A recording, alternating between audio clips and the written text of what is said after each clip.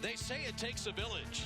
And Monday night in Utah, everyone chipped in to help the season's longest trip start the way so many games end, with a clutch 3 by the reigning MVP.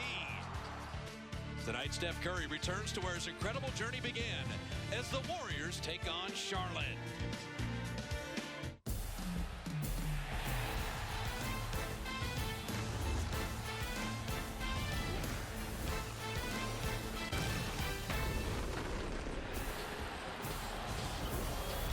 Stop 2 on the Warriors' 7-game trip will always be special. Charlotte is the hometown of the Warriors' leader. Steph Curry comes into this building his 7th time returning, but this time as a champion, as an MVP, a fan favorite, and with an 18-game winning streak, looking to remain undefeated tonight. Hello, everybody. Bob Fitzgerald alongside Jim Barnett, and my heart's still palpitating from Utah. The Warriors won that game down the stretch. They win 18 in a row. They played like a champion when it mattered. Well, this is a team, Utah, that makes it very tough on the Warriors, but they made the plays down the stretch. Stephen Curry made the winning shots down the stretch. Doesn't get any easier here in Charlotte if you look back through the years. Let's get the numbers out of the way. The Warriors now 3rd best winning streak in NBA history. 33 is not that far away, and they're already talking about it. Well, if you win tonight, it's in single digits, and they are talking about it. It's a goal they want to achieve, and I said before, they're immune to pressure, so it doesn't put the hex on them. Let's see how they fare tonight. Jim talked about what you need to pack on a long road trip. Well, let's check the luggage. In Utah, the Warriors played the defense that you need away from home. You know, a lot of people think the Warriors are strictly an offensive team. Yeah, they're very good at that. They're fun to watch, but their defense fuels their offense. They do a great job of that in transition, and it allows Steph Curry to get to the open court and score. Now, you're not at Oracle, but that doesn't mean you stop sharing the ball. Well, this team, 21 assists. They average 30, the best in the league. They find open people, and they share the ball. It's unselfish basketball. No Harrison Barnes, so not one, but 2 unsung heroes. Well, I'll tell you something. Ian Clark was brilliant. He hit 4 threes. Sean Livingston hit his first 3 as a Warrior. They would not have won the game without those 2 contributions. So you come to Charlotte on Del Curry night. This is where the basketball journey began for Steph Curry. So many big shots in his career, and you think about him in the playoffs. The corner 3 from 20 down to force overtime with Dad watching. Well, Dad taught him, because Del Curry in the same corner hit a 3 to beat these very same Warriors. Del is honored. The win streak on the line. Greg and the guys back in the studio right after this.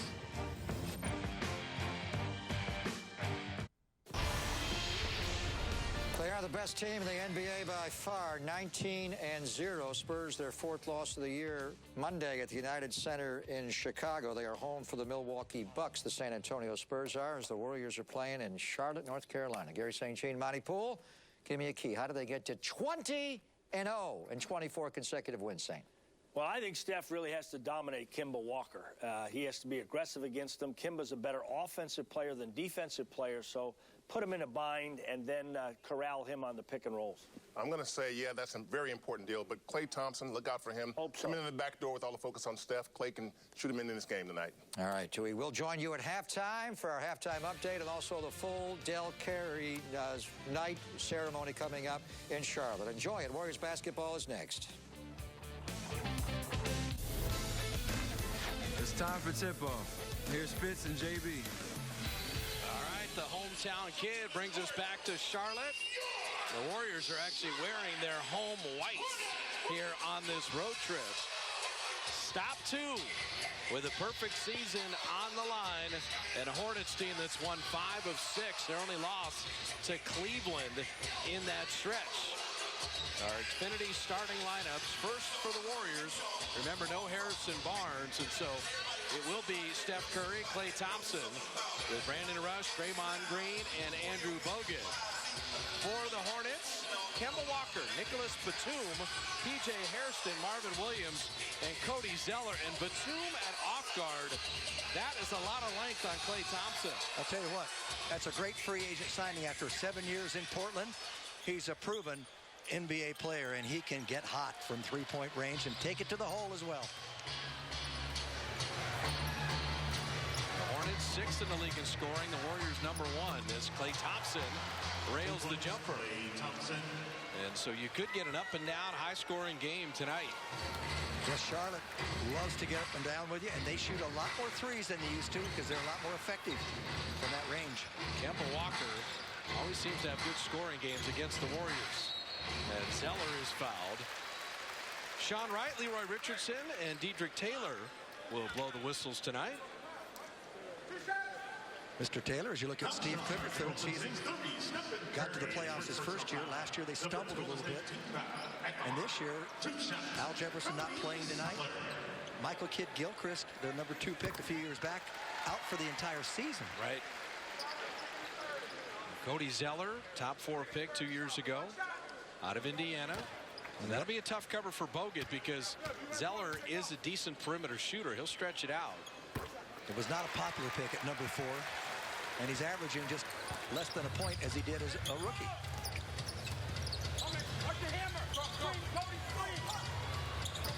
Klay Thompson springs free again. And that's a good sign as Klay hits his first 2. Klay Thompson's defense on Gordon Hayward in the 4th quarter was outstanding in Utah. Yes, Batum misfires. Long rebound out to Marvin Williams.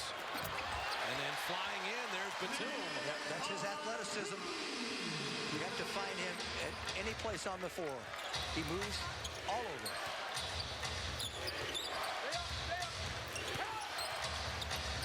Pass deflected out to Klay. Shot clock at 10. Steph Curry barely in his hands. Thought he had some contact. Walker may have gotten a piece of it. Walker very quick. Bogut made that a very tough shot for Zeller, but look at Marvin Williams get on the glass again. Well, that's twice the Warriors have failed to block off. Klay Thompson. Jim, this is that heat check feel now, 3 for 3. And he's going to keep firing, and they'll keep finding him, and as well they should. Yeah, when you've had a 37-point quarter in your life, you're going to keep shooting as Batum hits a 3. Looks like his follow got him going. Could be a little shootout tonight. Could be a great game here. Klay Thompson, and finally a miss. Batum can take you off the dribble. Brandon Rush knocked it away. And off Batum's leg. You saw good help. Converging was Klay Thompson, and also Andrew Bogut denying a little bit, made him slow up. Cycle it to Brandon Rush, passed up the 3. And Brandon just the extra step. Had the right idea to pass to Klay, but got a little indecisive in the lane. That's exactly what happened. He could see that develop, and that's the time for a bounce pass out to the corner, give Klay time to get to the spot where he was going.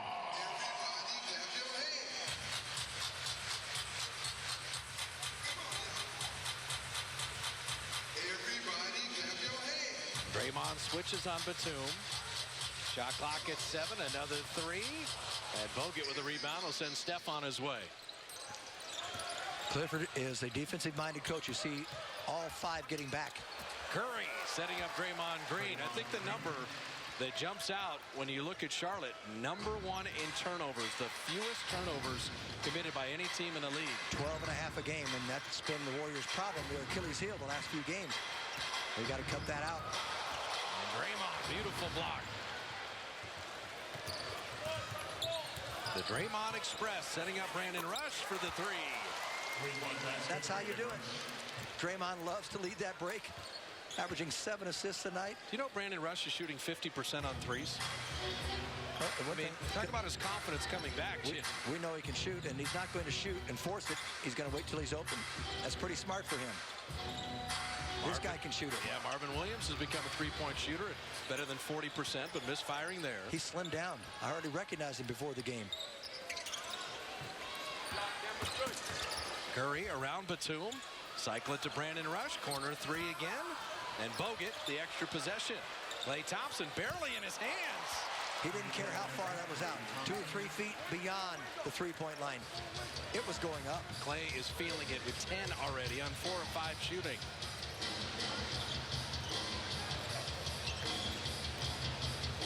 Batum will track that down.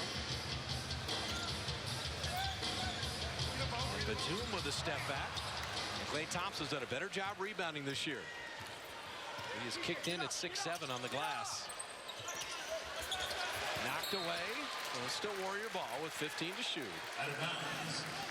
Still Warriors ball. P.J. Hairston out of North Carolina. He is more of a defender and an energy player. He only shoots it at 32%, only averages 5 points a game. Klay Thompson again. Oh, man. 13 for Klay. He can get like that when he gets in that zone. As I said, they will keep finding him. The defense not doing a very good job of finding him. Steve Clifford's going to use a timeout. He said, we're so focused on that Curry character, the Warriors have another all-star that plays in the backcourt. Klay Thompson, a little reminder. 5 of 7. He's got 13. And the Warriors up 18-9 with an 11-0 run.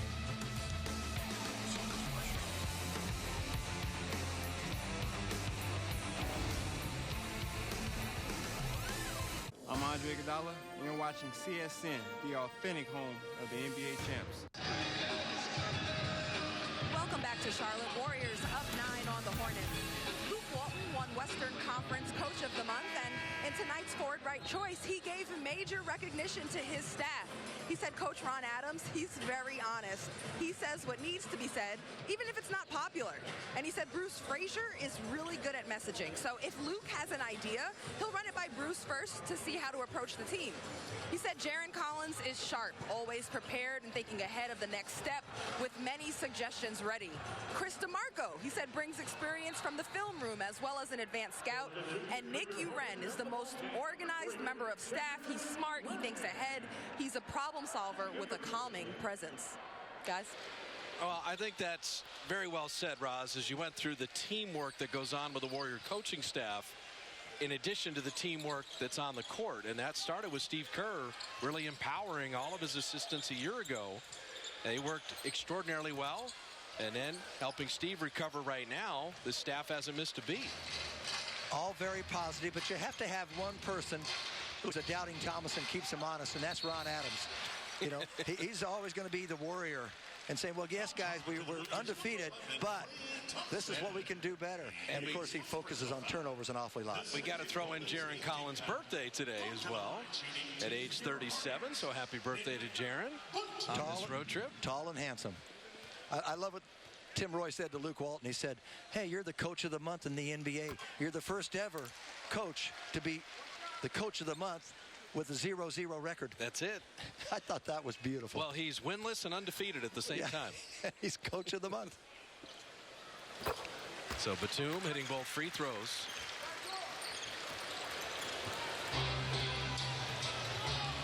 Curry only attempted one shot. He's not worried about it. Klay Thompson, he's 5 of 7.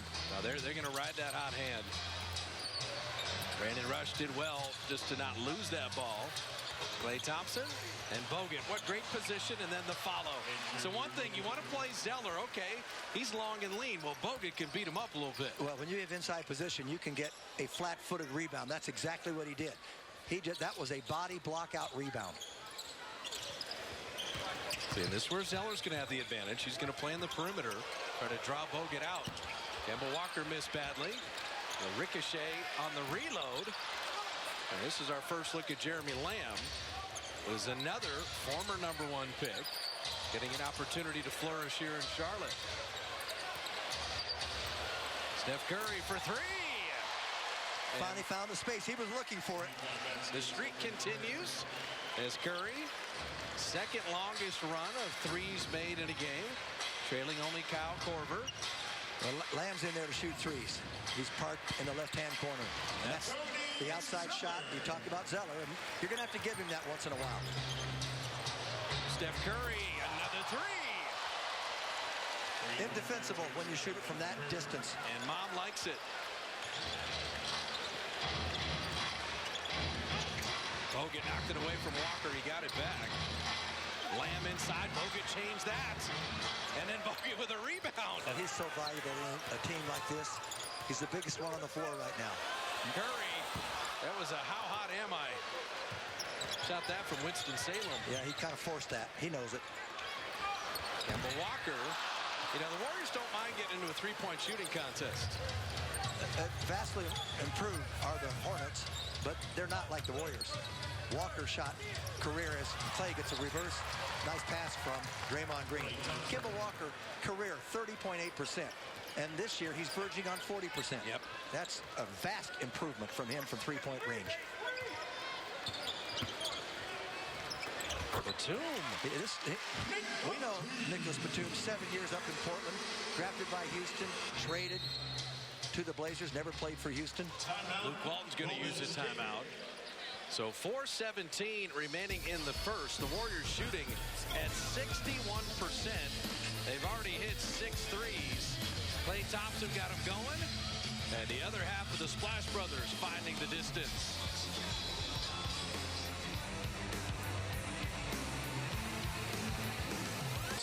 The Warriors with the 13-point lead, and Draymond Green has become the offensive decision maker.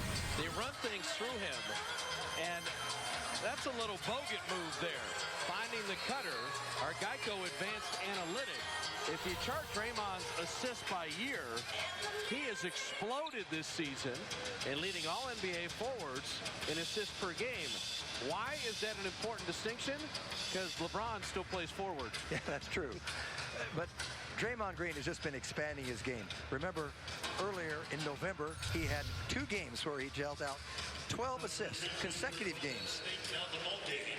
Only guy to do that, the last guy to do that was Rick Barry back in '76. That's pretty good company. Yeah, I like the 2 triple-doubles. Last Warrior to do that was Wilt.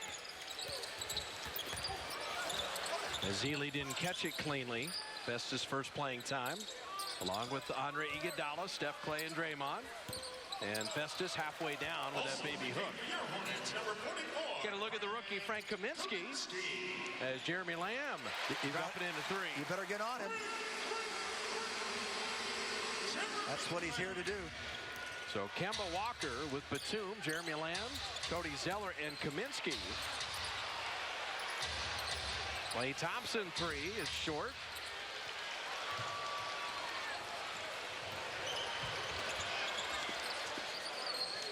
So Iguodala's got Kemba Walker right now. Lamb backs up on a 3, and Ezeli the rebound. Lamb was drafted by Oklahoma City. Yep. Went in that Harden trade. That's exactly right. It didn't work out. And Draymond, the little rip through. That's not a shooting foul, but that will be an out of bounds. The Hornets were not sure what they were going to get when they signed Jeremy Lamb. They gave him a 3-year contract, and they're banking that he can become a dead-eye shooter. He's 36% from three-point range this year. So Zeller sits down. Spencer Hawes checks in. John Livingston also in for the Warriors. Warriors have to move the ball a little better. That's good. Festus a little up and under, but couldn't get it over the rim. You know, once Klay Thompson got up to such a hot start, everybody else started standing around a little bit. It's great that he was shooting it well, and no fault of his, but then people stopped moving, stopped passing. They've got 8 assists on their 11 baskets. No complaints, but again, they can play a little better.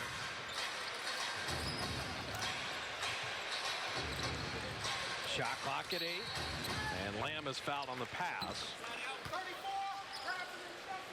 You know, Spencer Hawes, Jim, I think had played good basketball in a bunch of places not named L.A. So getting out of the Clipper world, he's trying to refine that jump shot again. Well, he found it when he was in Philly. He's a 7-footer that can shoot threes. Batum misfiring. Steph will track it down. Went behind the back, but lost control.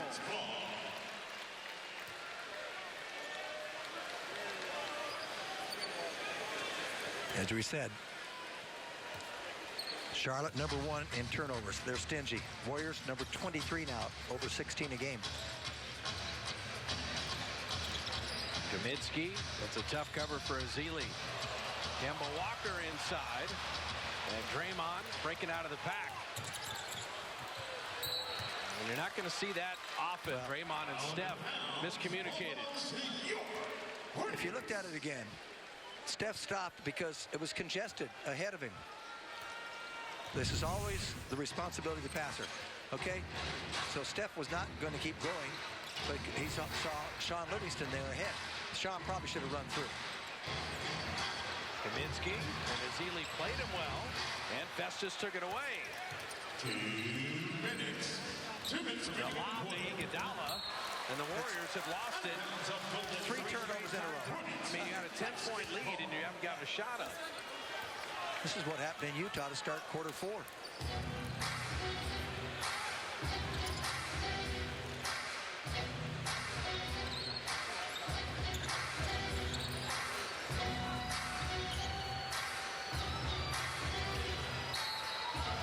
Kaminsky will draw the foul. And Draymond didn't appreciate it. Golden State's number 23, Draymond Green. His first foul. Remember Frank Kaminsky at Wisconsin? Very good tournament run for the Badgers. He's very clever, and he can shoot for his size. Ended up being the 9th pick overall. Dropping in the free throw. Tonight's game, all Warrior games are streamed live at NBC Sports Live Extra on your mobile phone or tablet. Stream the Warriors on the go. With Kaminsky in there and Haas, you've got 2 7-footers that can shoot threes. If we look at Jeremy Lin, Kaminsky is 39% from 3-point range this year. As a rookie, made 9. That's not bad. Well, Jeremy Lin, it's been a hair-raising experience coming to Charlotte. And the lob to Livingston. Sean Livingston. They made Lamb play for that. You lose vision of your man, you're in trouble. Jeremy Lin loves to penetrate, loves to get to the foul line. Got to be aware of that. Moz had picked up the dribble and elected just to throw it up there. Draymond on Kaminsky. And here comes Jeremy Lin. And setting that Lamb. And he's been effective with him. So Lamb with 5 off the bench. Another. This is. Fortunately, they had a foul. They stopped a fast break and an easy bucket. I don't know what it is, Bob, but almost the game came too easily for them early on when Clay was just dropping everything because they've lost their concentration and focus right now, it appears to me. Yeah, the 15-point lead, that's been cut in half, and repeated turnover after turnover is very unlike the Warriors. Well, the reason it's not worse, Bob, is fortunately for the Warriors, the Hornets are shooting 29%. Yep. I mean, they've been gifted that. So Jeremy Lin signing with Charlotte. He actually had an experience here early in the season. He could not get into this building. The security guard did not believe he was a player. That's right. He took it in stride, though. He didn't get upset. No, Jeremy, he's a great kid. Bay Area kid. Rather funny. Former Warrior. Charlotte's responded with a 10-2 run. Steph Curry missing. Ezeli following it home. Neither big for the Hornets. Even tried to find Festus Ezeli. They must not have been watching film. That's what he does. He follows shots.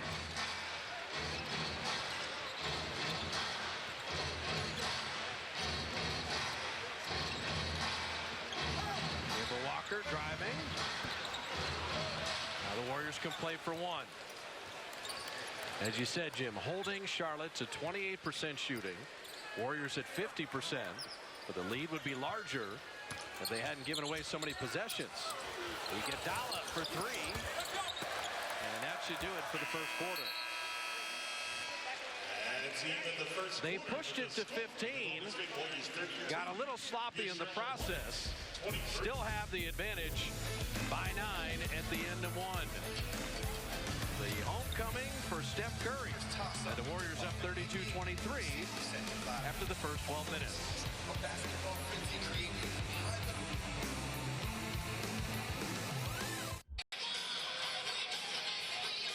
In Charlotte. Stop 2 on this 2-week road trip. Warrior lead at 9. They finished the quarter shooting 6 of 16 with 5 turnovers. Otherwise would have a much larger lead because the defense has been outstanding. And Marvin Williams shredding that defense to begin the second. So Ezeli, Mo Speights, Iguodala Barbosa, and Sean Livingston. You can't always count on someone having the hot hand. Mo Speights. Oh, he likes it here. Remember last year, fourth quarter? 14 straight points right in front of Michael Jordan.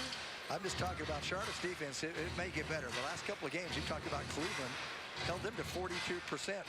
Cleveland only shot 42. They got 95 points. And the game before that, or after that, Milwaukee Bucks shot 40% and lost.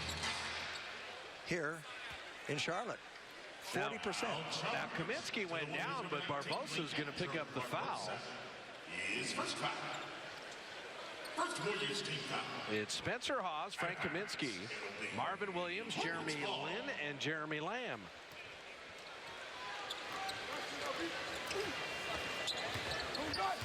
They keep three-point shooters on the floor. Lamb's got the green light with this team.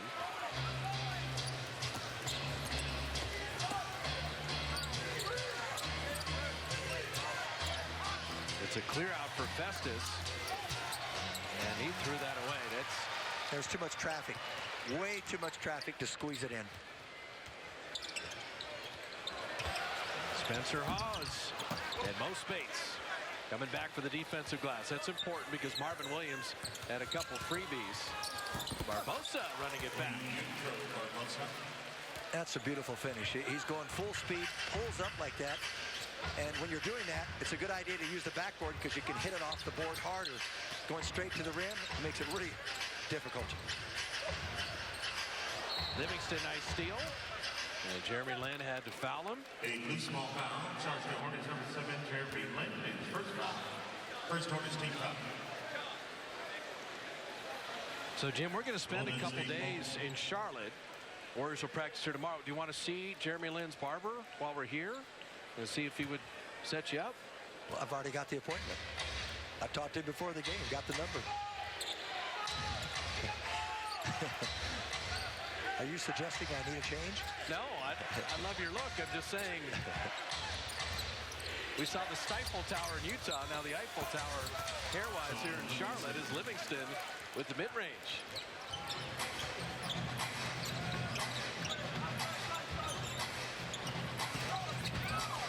Mo Speights drawing the charge. That's knowing who Jeremy Lin is. An offensive foul. And that was a very, very favorable call. Number 7, Jeremy Lin, his second personal foul. At the last minute, he's going to go back to the right. So just a little lean by Mo Speights earned him that. But you're right. He's the big man, when he steps out 6, 7 feet from the rim to try to take a charge on a guard, he's taking a huge risk because guards have the ability to go around you and lay it up with no defense whatsoever at the rim. And he also knows Jeremy's not going to pull up like a Barbosa. That's true. He's not going to shoot that. That's exactly right. But he's committed to come all the way. James Michael McAdoo's first playing time. Mo Speights will pick and fade. Curled that out. Iguodala, look what I found, rebound. Andre inside. Trying to set up McAdoo. Another Warrior offensive rebound. Iguodala for 3. Well, he had an air ball to end the quarter from the same spot. No defense there, and he just took his time and measured it. 48% from three-point range this year for Andre Iguodala. Well, 9 unanswered by the Warriors, and Steve Clifford will use another timeout. The depth of the world champs on display. Up 16.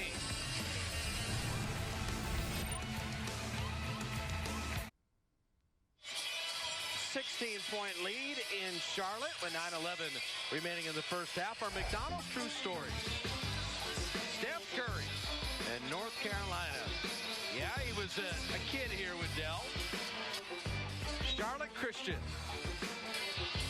And then on to Davidson for Bob McKillop. Got married here. He met Aisha when they were teenagers. Proposed in the driveway. And Mom Sonia is sitting courtside. I'll tell you what's a shame. His dad went to Virginia Tech, correct? Yep.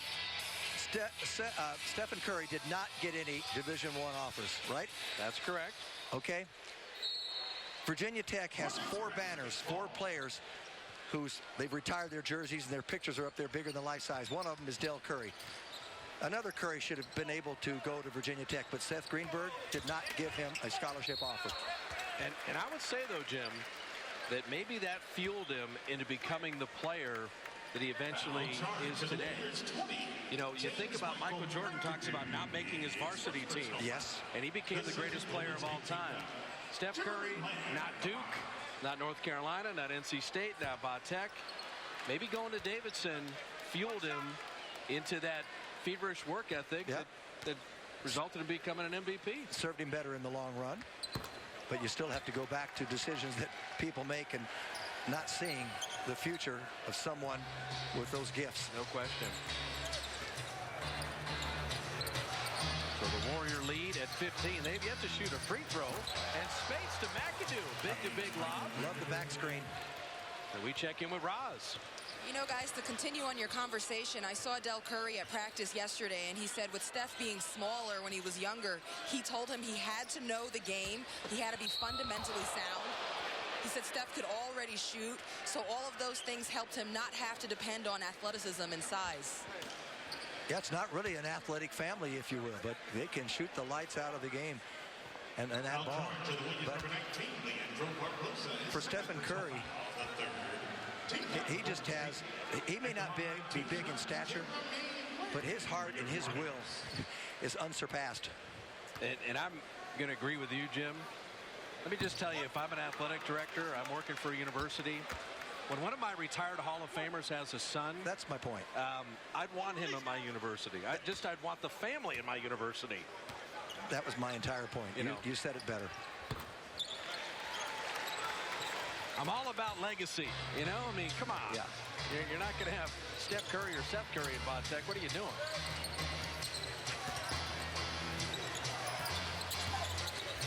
Barbosa, a little finger roll, and it laid on the iron and fell off. So the second unit has expanded the lead. Hornets still under 30%. And he talked about Kaminsky from 3. Kaminsky's going to work himself into becoming a good NBA player. Oh, yes, he is. He's got all the tools. Ball moving around nicely. Warriors passing up some threes, and Jeremy Lamb knocking that out of bounds. Warriors are 7 of 16 from three-point range. Their opponent, 3 of 11. And Kemba Walker, 12 minutes, yet to be on the board in the scoring column. The backup point guard Brian Roberts checks in. We've seen him in year 4 now out of Dayton. No Spates, and that's his spot. You know, Spates and Livingston, they just have that great chemistry. And I think Mo is very comfortable when Sean is finding it. Yep, that was pretty soft defense from Haas.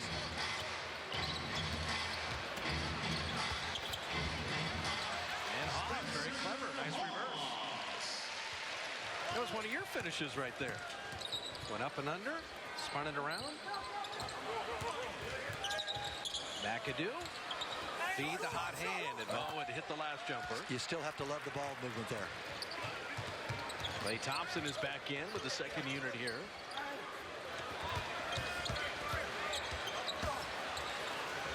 And Spencer Hawes. One of his rare back-to-the-basket moves. So Steve Clifford's getting the reserves playing a bit. Hawes 4, Kaminsky 5, Lamb was 6. Klay Thompson short there, and Mo went over the back. Thompson's one of the best in the league at catching a ball at the three-point range while he's going away from the basket, turning and shooting. Steph Curry does that well. Warriors fortunately have 2 that can do it. That time it's off the front of the rim. 6:49 remaining in the first half. And the passing, 13 assists on 19 made buckets.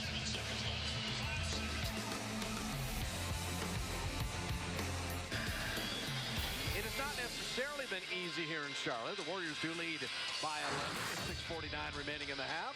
Our Coors Light Cold Hard Facts. Undefeated months in NBA history. This is quite a list. Of course, Atlanta did it last year, remember, last season. And I love the Lakers, 71. That's when they won 33 straight, because I don't believe they lost in January either. They went 2 months without a loss. Wow. They didn't lose till February. So Steph Curry, Draymond Green back in with Bogut, Klay Thompson, and Livingston.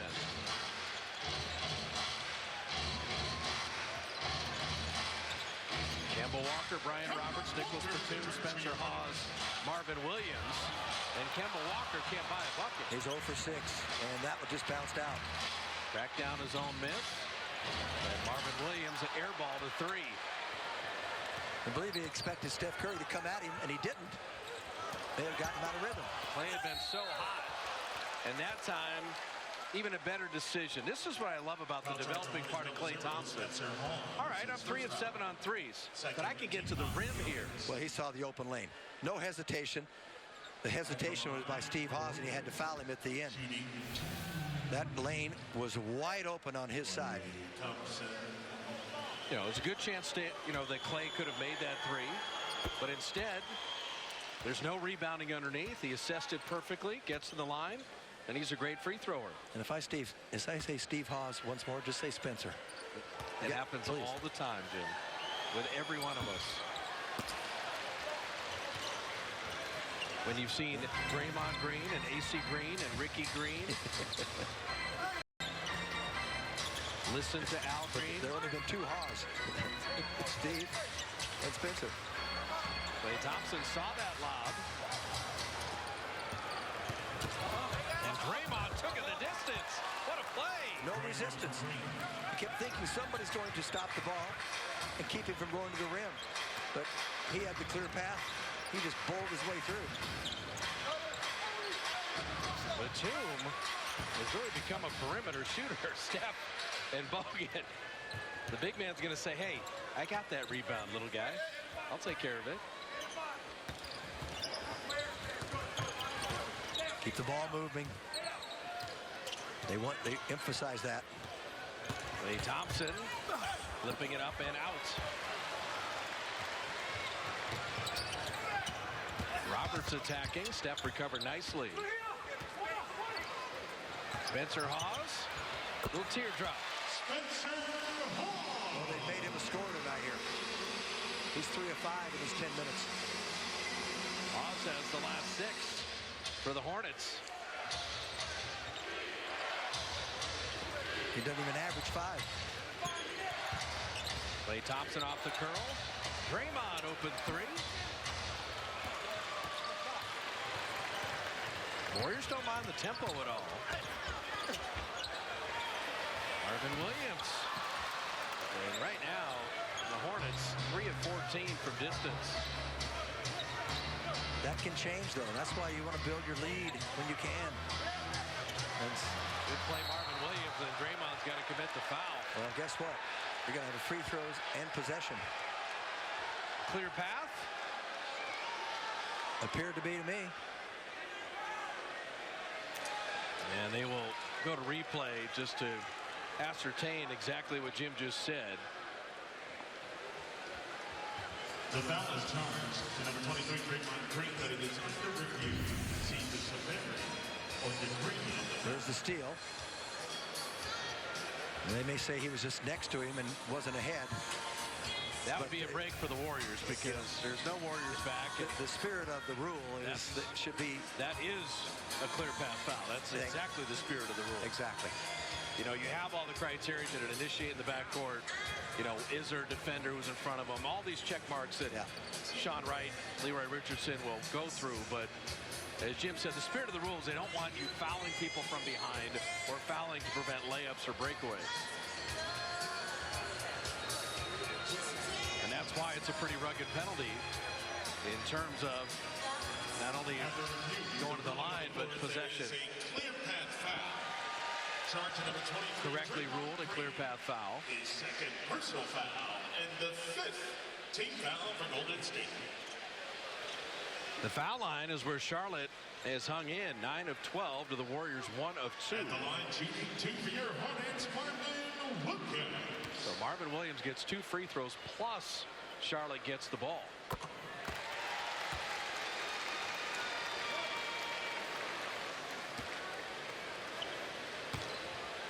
I think the double commendation there, Jim, is correct call and quick replay. Yes. You know, I mean, it's the best of both worlds there. That's the value of Secaucus this year in the change. Yep. Now in the game for your Hornets, wearing 15, Tyler Hansbrough. So Ian Clark, who was outstanding in that first half in Utah, getting his first playing time. And this is where Ian, Steph, and Clay play together. We have 3 3-point shooters with Draymond and Bogut. And Batum. Now you got an 8-point game. Warriors have led by 17. Allows Steph to play off the ball a little bit. There's perimeter shooters everywhere. Draymond inside. He had a great look at it, couldn't finish. But his hustle gives them a possession. New 24. That was a terrific play. He'll never show up in the box score.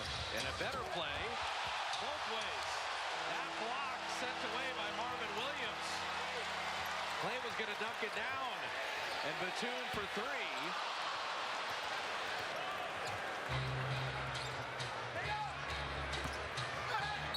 And Steph Curry with a blocking foul. Count the basket.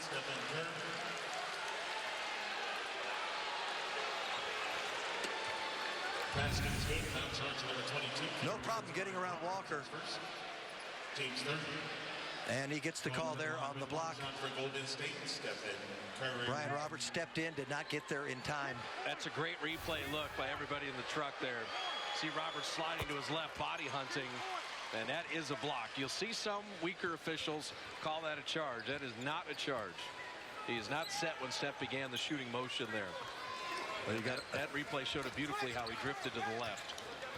Your officials tonight: Taylor, 2 years; Sean Wright, 11 years; Leroy Richardson, 21 years experience. Well, Draymond went behind the back and finding Ian Clark. Every time Draymond Green pushes the tempo, something good happens. Well, sometimes you hold your breath, and it can be good or bad because he's definitely aggressive and has supreme confidence. Klay Thompson had the steal. Tyler Hansbrough. He got the steal right back. Charlotte just keeps hanging around within striking distance, but the game has been controlled by the Warriors. Steph Curry for 3. So Klay Thompson 16, Steph with 12, Batum has 11, pacing their respective squads. Look for Walker to start looking for some scores. Believe me, he does not want to go into halftime with a goose egg. Brian Roberts had Clark fly by and then hit the jumper. We've seen Brian Roberts in New Orleans. Remember him there? No, as a backup point guard, he's fine. And the Warriors, they've had 7 turnovers. I'd say 5 have been just gifts to the Hornets.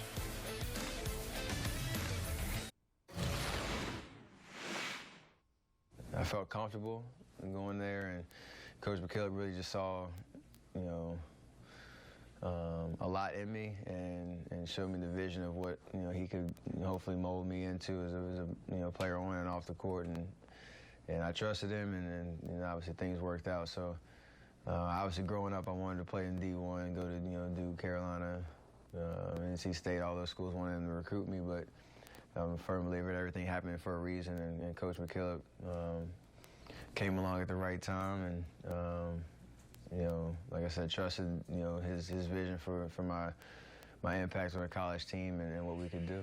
Let's welcome from right here in North Carolina. Legends The story of the world champion Warriors, a 90-minute documentary celebrating everything about last year's historic season. Right after the game tonight at 7, we had David Coppett on, the producer, on my radio show in KNBR today. They went to Andre Iguodala's hometown. Yes. Andre's mom, Draymond's mom, came here to Charlotte. Steph's high school coach, college coach. It's a great piece. Parade footage as well as all the highlights. You got a DVR that 7 o'clock. It'll be re-aired a couple times in December, but if you're a Warrior fan, get Legends and watch that tonight. The people at CSN Bay Area did a phenomenal job on that piece. Let's see if the Warriors can do a phenomenal job in the next minute and a half here. Defensively and offensively. Hansbrough. Well, he's the rugged player, originally drafted by Indiana, the North Carolina product. UNC all 4 years. He doesn't have finesse, but he's got guts. That ball was kicked.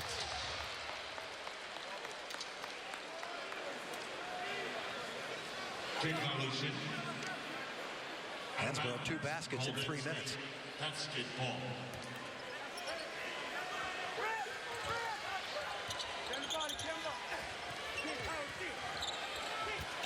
Bogut inside. And Curry finding him.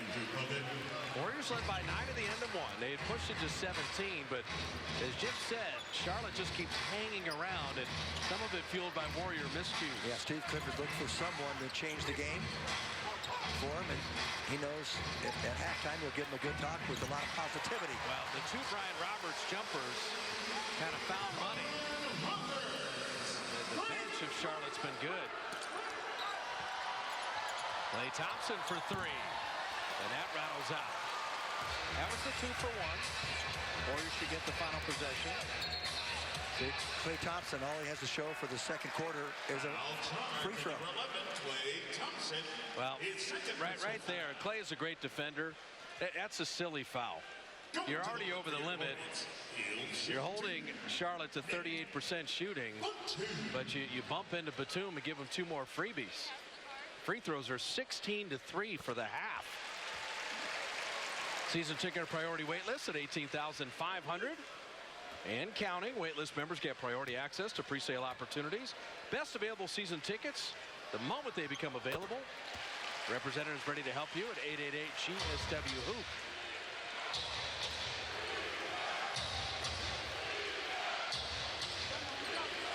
About a 4-second game shot clock difference. Winding down the half, but after being down 17, the Hornets within 7.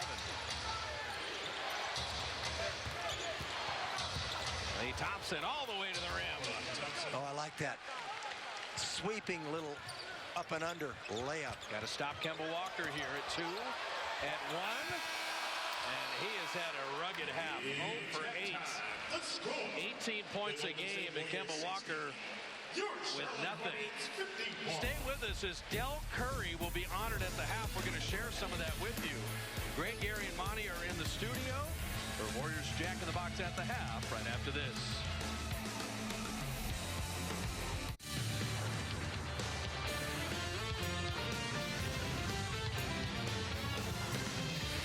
Warriors do settle for a 9-point halftime lead as we are getting ready for Del Curry Tribute Night in Charlotte. We will be showing you the entire ceremony coming up in just a moment.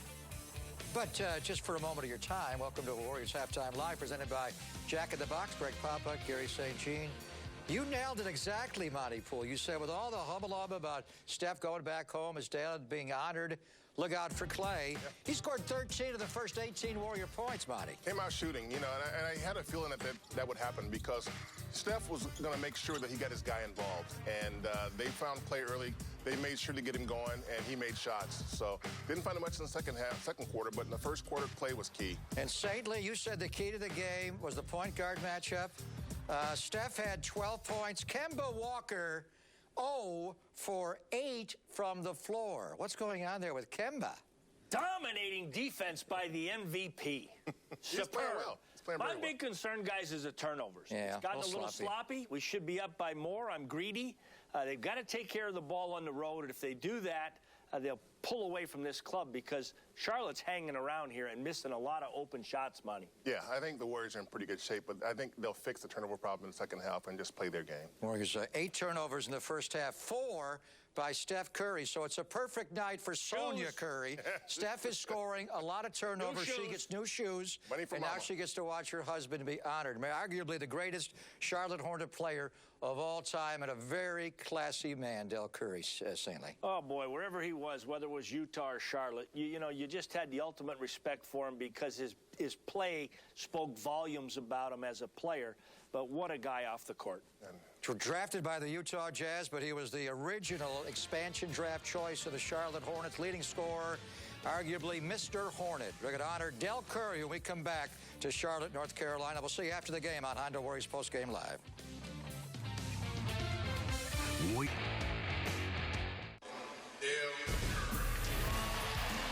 halftime in Charlotte on Del Curry night, the Warrior lead at 9, or Jack in the Box at the half. And so Steph has come out of the locker room early.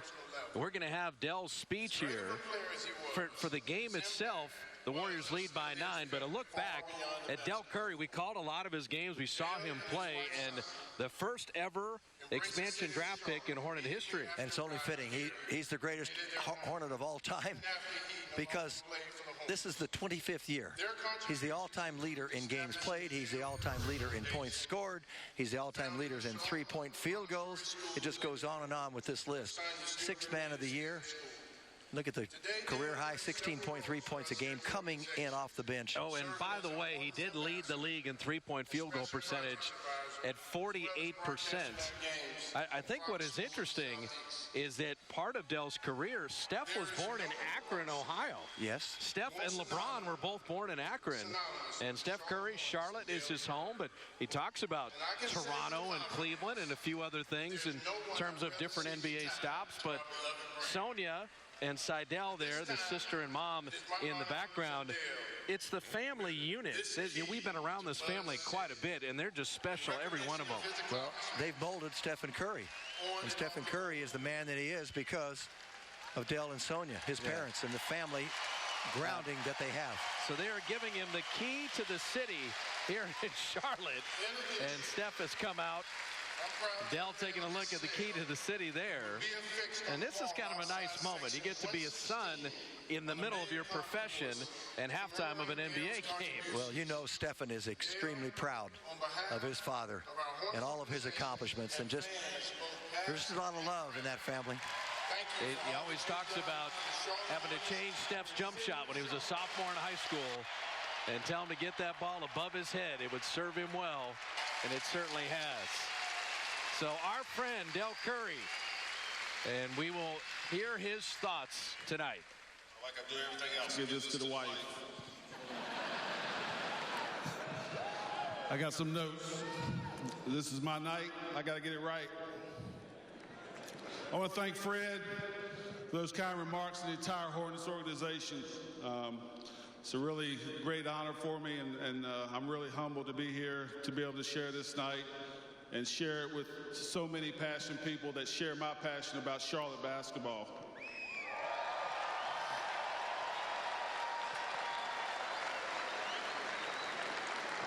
I'm very proud and I'm lucky because back in 1988, Charlotte took a chance and drafted a kid in an expansion draft that grew up learning how to shoot basketball in a small town in Virginia in his coach's barn, high school coach's barn. And my high school coach is here today.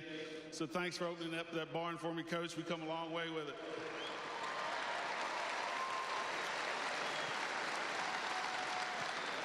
You know, representing the city of Charlotte here has provided me with a lot of great moments and opportunities, and it was all born up because of this city and because of the Hornets taking a chance on me, and I'll be forever indebted to them for that.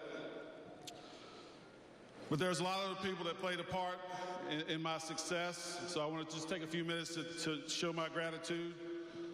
First and foremost, I got to thank God. You know, there's no other reason.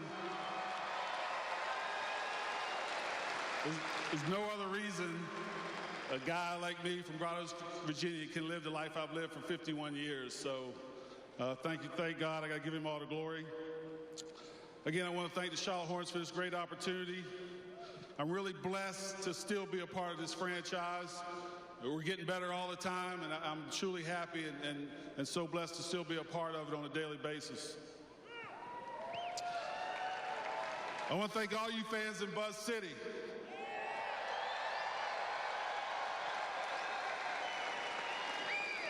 Whether you were at the Charlotte Coliseum on the inaugural night, or whether this is your first Hornet game, I want to thank you for your heartfelt passion and your support of me and my family while we're here. I want to thank all the workers at the Charlotte Coliseum and here. Every day when I come in this Coliseum, you guys have smiles on your faces. You make the atmosphere so much better and this game so much entertaining.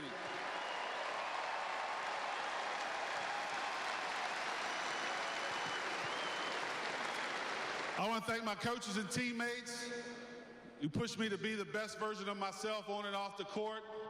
I hope I did the same for you. I made a lot of great friends and still have a lot of great friends from my teammates, so thank all of you for your hard work and still being a part of my life. I want to thank my family, my friends. There's a lot of them here today, especially my mom. Mom, I love you very much. I know my dad's looking down very proud. I want to thank all my sisters for giving me that basketball, pushing me out of the house and locking the doors, and the only thing I could do was shoot basketball. I think that paid off pretty good for us.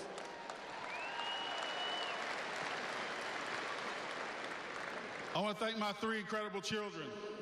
You know, regardless of the outcome of the game that I played, when I got home, there was still plenty of hugs and love to go around. And to be able to watch my kids grow up into the young adults they are today and watch them fulfill their dreams and become the type of young people that they are today, that's a parent's dream come true. So congratulations and thank you to the kids.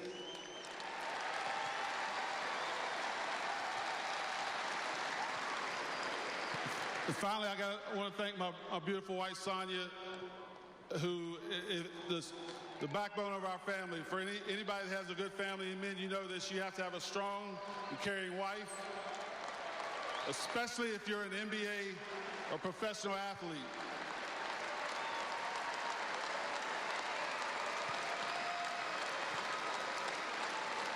If you're a professional athlete and you're out of the house so much, you have to have a strong wife. And she showed me and my kids love and caring, unconditional love throughout my whole career and continues to do that. So thank you very much, honey. I love you. Buzz City, I want to thank you for this day. Thank you for the support and continue to support the Charlotte Hornets. Thank you very much. Buzz City. Let's hear it once again for number 30, Dell Curry.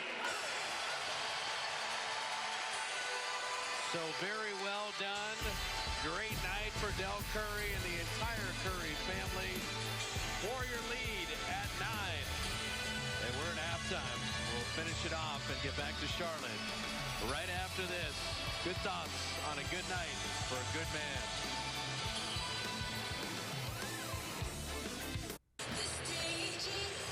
Warrior lead at 9. Bob Fitzgerald, Jim Barnett, Roz Gold on Wood A with you. In Charlotte, Dell Curry night. Very good halftime ceremony. Klay Thompson leading the way with 18 at KFC Bucket Chart, brought to you by your hometown KFC. And Klay really around the arc was very hot early. He has 18. Steph Curry has 12. Batum has 13 for Charlotte. Well, the Warriors are 8 of 20 from three-point range. Thompson, 15 of his 18 in the first quarter. He got them going in the right direction. As I said before, it almost came too easily for the team because he was doing everything. They didn't need any more productivity from anyone else for a while. And the reason it's only 9 is the 8 Warriors turnovers, about 6 would be tennis unforced errors. And then the free throws are 16 to 3, favoring Charlotte, and they're hanging around. Well, the story of the game for Charlotte is their bench. They got 28 points from their bench, and they shot 50% in the second quarter. So they're at 39%. The Warriors are at 50%, 40% from 3. They've got 60 points, and yet it's a 9-point lead. The one name you're missing in the Hornets scoring column, Kemba Walker, 0 for 8, no points, averages 18 a game. And that's a red alert because the great players know how to bounce back. So the Warriors have to continue to score, but they've got to play a little more stingy with the basketball and not give up those possessions so kindly. Nicholas Batum setting up Marvin Williams. Draymond blocked that shot. Blocked the three. So Steph Curry, Klay Thompson, Brandon Rush with Draymond Green and Andrew Bogut. Bogut had 10 rebounds in the first half.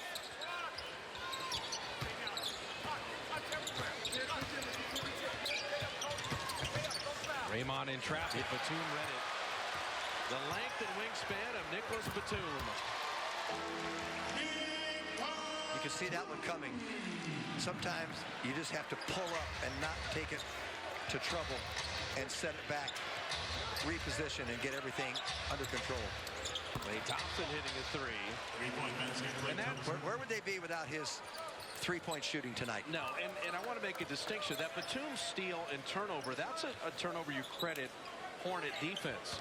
Jim and I have been talking about 6-7 turnovers that were just balls that were thrown away that didn't even matter if the Hornets were on the floor. And the Warriors were fortunate the Hornets couldn't put the ball in the basket. Not to be negative or anything, but the reality of it is they've got to get sharper game going. Klay Thompson, better pass Draymond. Good look at a three. Draymond cannot find the basket the last two games of these first two games of this road trip. 8 of 21 tonight, 2 of 8. And there is Kemba Walker's first bucket. So you got to keep an eye on that, as Jim mentioned. Yep. Draymond passed up that three. This has not been hitting those. Steph Curry down the lane and laying it up and in. I think Steph has done a great job letting the game come to him tonight. He's got 14 points on 5 of 8 shooting and 5 assists. And you can get to the basket. There's not a shot blocker out there. Not to be found from the Hornets. Cody Zeller having it knocked away. Zeller, Batum, Lamb with Kemba Walker and Marvin Williams. And as you say, Steph says, nobody in the middle is going to stop me. Just takes his time. Gets a step by Kemba Walker. No resistance whatsoever in the lane. That's a nice block by Draymond Green. He does an amazing job of defending with toughness and not fouling. I mean, he'll pick up his fouls, but sometimes you think it's impossible. Lamb missing there, but Lamb dragging down his own miss. Evan Williams for three. Number 2 pick overall years ago, just has become a three-point specialist. He's gone Atlanta and Utah, now here. When I say three-point specialist, it's almost as if he's forgotten the other parts of the game. Doesn't go inside. I think you said that perfectly. He never developed. Because he's of the same build, Jim, of a Harrison Barnes.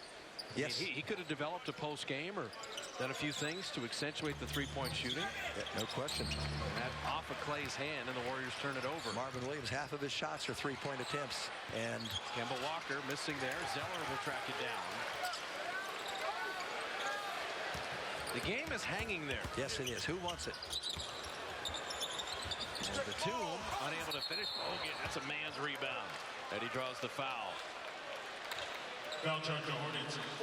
He stabilized the defense with his rebounding, as you mentioned, in the first half, Bob. Andrew Bogut. You just see he won't get anything statistically until the rebound, but Walker couldn't finish. Zeller couldn't finish. Andrew just does so many good things for your team.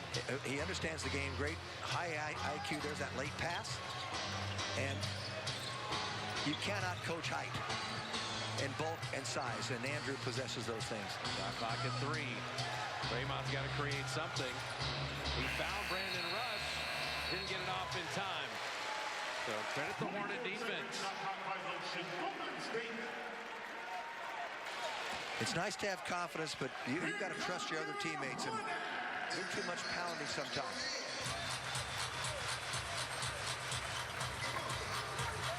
The Warriors going to hit a run and expand this lead. This is going to go down to the wire because Charlotte keeps on coming back, and Batum pushed off with a free arm and whistled for the offensive foul. That'll be his second. Golden State ball. I think Batum at off guard is an interesting look. Yes, he played small forward all of his years. Warrior lead at 9. Bob Fitzgerald, Jim Barnett, Roz Gold on Wood A with you. In Charlotte, Del Curry night. Very good halftime ceremony. Klay Thompson leading the way with 18 at KFC Bucket Chart, brought to you by your hometown KFC. And Klay really around the arc was very hot early. He has 18. Steph Curry has 12. Batum has 13 for Charlotte. Well, the Warriors are 8 of 20 from three-point range. Thompson, 15 of his 18 in the first quarter. He got them going in the right direction. As I said before, it almost came too easily for the team because he was doing everything.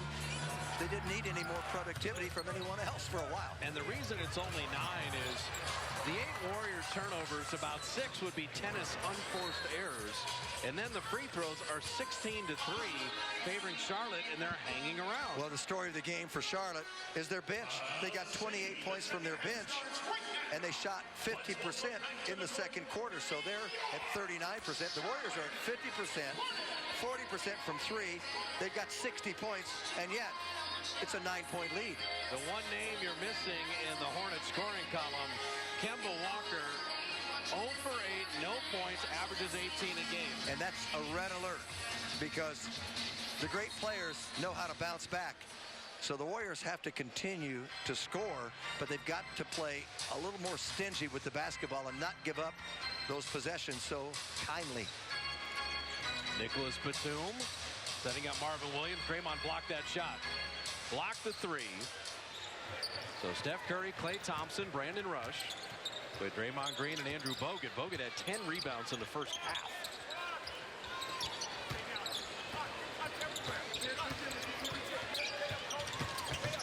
Draymond in traffic. Batum read it. The length and wingspan of Nicholas Batum. You can see that one coming. Sometimes you just have to pull up and not take it to trouble and set it back, reposition, and get everything under control. Klay Thompson hitting a 3. And where would they be without his three-point shooting tonight? No, and I want to make a distinction. That Batum steal and turnover, that's a turnover you credit Hornet defense. Jim and I have been talking about 6-7 turnovers that were just balls that were thrown away that didn't even matter if the Hornets were on the floor. And the Warriors were fortunate the Hornets couldn't put the ball in the basket. Not to be negative or anything, but the reality of it is they've got to get sharper game going. Klay Thompson, better pass Draymond. Good look at a 3. Draymond cannot find the basket the last 2 games of these first 2 games of this road trip. 8 of 21 tonight, 2 of 8. And there is Kemba Walker's first bucket. So you got to keep an eye on that, as Jim mentioned. Yep. So Draymond passed up that 3. This has not been hitting those.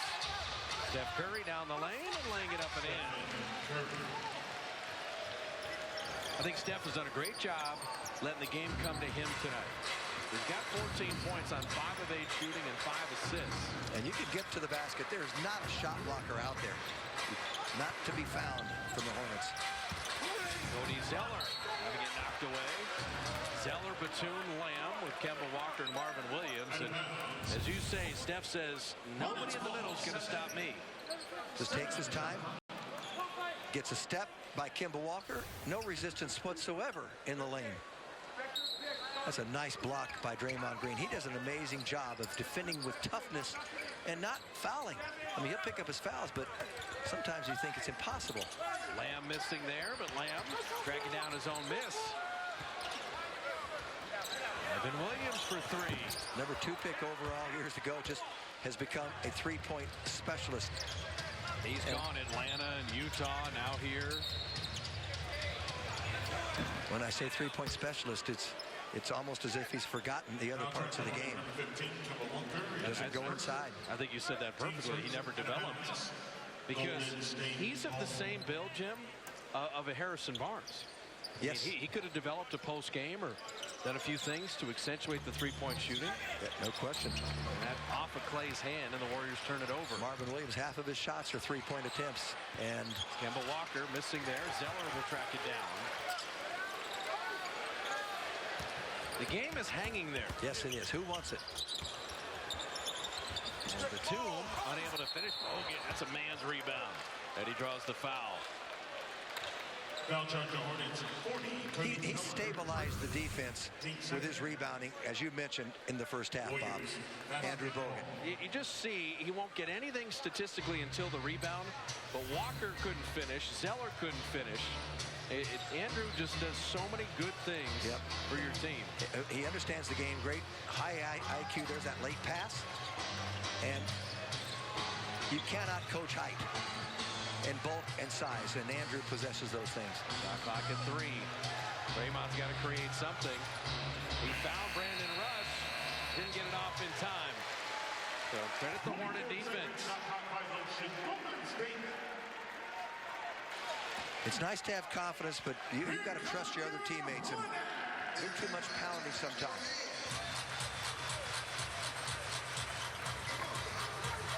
The Warriors going to hit a run and expand this lead. This is going to go down to the wire because Charlotte keeps on coming back, and Batum pushed off with a free arm and whistled for the offensive foul. That'll be his second. Golden State ball. I think Batum at off guard is an interesting look. Yes, he played small forward all of his years in Portland. All 7. I don't know if I've ever seen a guy 6'9" guarding Clay and doing a pretty good job at it. In this quarter, Steph Curry with the left hand. What a soft touch off the glass with the offhand. Here comes Kemba Walker, and Bogut was there again. Changed it. Kemba Walker's going to be seeing Bogut in his dreams. The large Australian has been really good. Brandon Rush was tripped there, but still be Warrior ball, no foul. Once again, no shot blocker, no one around except his lone defender, and he stretches out with that left arm, and here's Bogut changing Kemba Walker, and the Warriors go the other way. Yeah, I mean, in the first half, Draymond plus 13, Bogut was plus 11 in 14 minutes.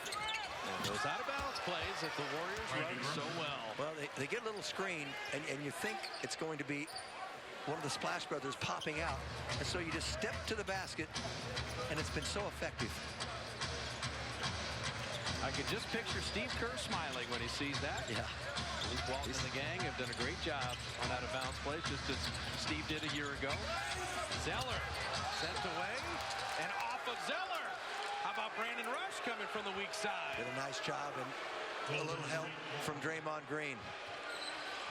Now they're back to 34%. See if the Warriors can stretch it out a bit. Yeah, Steph sensing that, and he's foul shooting a 3. Kemba Walker had been very physical with them, and Curry had shot only 1 free throw. So far, it's been a nightmare for Walker. He's been effective defensively in limiting Curry's shooting. Now, Curry's 6 of 9 from the field, 3 of 6 from 3. But he's limited his shot attempts, and he has been very physical. Fights over the top of the screen, and the foul came late. Yeah, he just fell into him. He couldn't avoid it. Fell into him while Steph Kemba was Walker, shooting. it's a nightmare night, 1 of 11 from the field for him offensively. On Christmas, the Warriors will be wearing their special holiday uniforms when they take on the Cavaliers in a finals rematch. You can get one of these limited edition ones as a gift. Warriors.com. Free shipping on orders over $50. So get to Warriors.com, get that holiday shopping out of the way.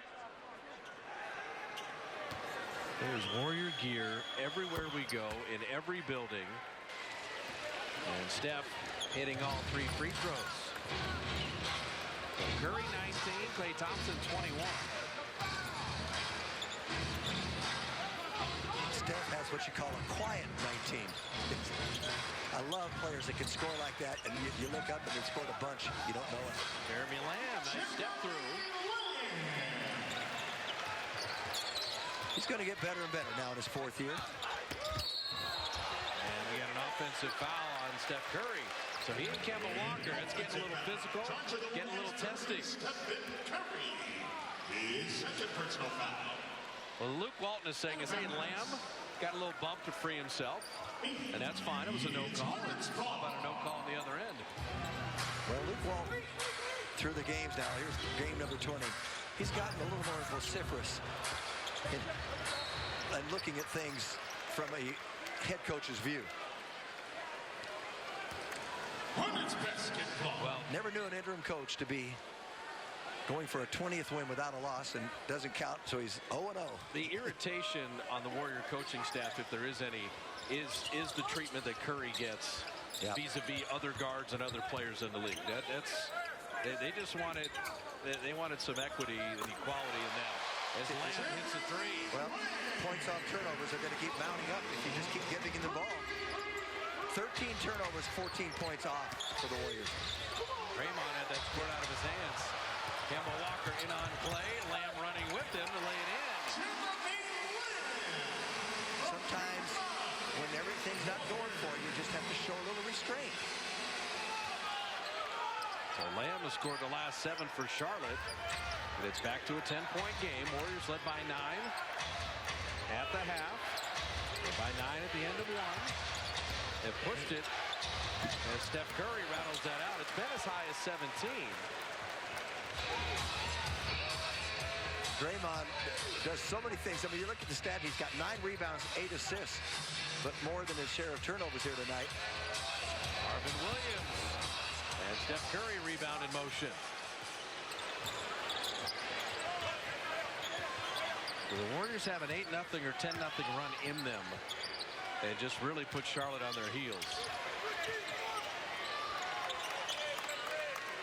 Shot clock at 7. Klay Thompson and better defense. Batum and Lamb were there. Time for a pump fake. And Zeller down the lane. So Charlotte's more than back in the game. Luke Walton will use the timeout. The Warriors, a couple turnovers, and the young Hornets running it right back. Warriors would want is win number 19 in a row. But the lead is 8 with 5:12 remaining in the third. And our Lexus pursuit of perfection. Increase in scoring for MVPs. Steph Curry, so far, that's the largest increase of any reigning MVP the following year. Pretty amazing when you consider he averaged 23.8 last year. Pushing it up above 30. Shooting it better and more points. Defense. So Andre Iguodala inserted into the lineup with Stephen Klay, Draymond, and Bogut. Zeller, Frank Kaminsky with Jeremy Lamb, Kemba Walker, and Nicholas Batum. And Steph Curry hides behind Bogut. Stephen Curry. So the Warriors push it back to 10. We check in with Roz. In that timeout, Luke Walton told his team, we're fine when we're playing our defense. It's when they get on the break off of our turnovers that they're scoring. On offense, we have to move the ball, not just 2 guys, but all 5. Yes, 6 turnovers for 7 points in this quarter alone. Lamb missing there. Batum the length. Kemba Walker for 3. And Kaminsky shoved off. This is where Klay Thompson has been more of a factor on the glass this year. He's putting an emphasis on rebounding. Klay at inside position, and he drew the foul. Frank Kaminsky is first. Team's one. Well, Charlotte's a 36% three-point shooting team this year. And they're 5 of 22. For 23%. It's a good sample size after 17 games for them. They're so much better. Last year, they were last in the league from three-point range. Steph, nice behind the back. And Bogut rebounding that miss. Curry will never be more open. And when the best shooter in the world warms up, he's going to bury that 3. He's been very judicious with his shot selection tonight. He's not trying to do it all. You can be tempted to come back home like this in this kind of partisan crowd. But he's 8 of 12. Yeah, and he has 12 of his 24 here in the third. Lamb is fouled. Andre Iguodala, a little quizzical look, but he's always going for a steal because he's very good at it. And he got caught just with a little reach around. A little bit of contact, and they're going to call it. Now, watch these minutes here, Jim, because Bogut's going to get a rest. Andrew has been so good on the glass, and these are important minutes for Ezeli. Spencer Hawes had a little scoring stretch in the second.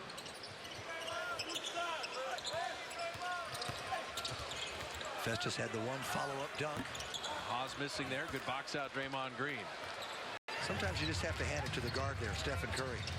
But Draymond's going to go right ahead, and Steph's happy to play off the ball. And Draymond will get to the line. Foul charge on is number 44, Frank Kaminsky, second personal foul. 5 team fouls for your Hornets. The Warriors will shoot the penalty. There's the drive again. You've got Spencer Hawes there, but he doesn't come over to try to change the shot. And Draymond is struggling shooting the ball. Yes, he is. 2 of 9 from the field, 0 for 4 on threes, and then missed the free throw. And you highlighted the excellent game he had in Utah, but that was a volume shooting game, and he misses both free throws there. Yeah, 8 of 21 there. You just have to play yourself through it. Yeah, the practice tomorrow will be good because that'll be a chance for Draymond just to work on his shot.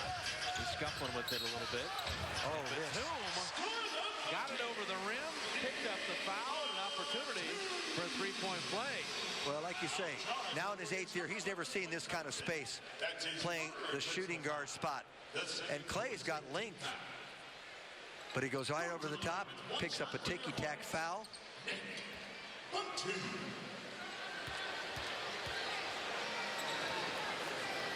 Yeah, Batum by far their leading scorer tonight. And you think about 7 years in the league is right about when you hit your prime, and so Batum is starting to feel it a little bit. Missed the free throw there. Ezeli from the baseline. Steph had set him up. 9-point lead at the end of one, 9-point lead at the half. Double digits now. Iguodala to the steal. Curry in a foot race with Kemba Walker to lay it in. So a 14-point quarter for Steph.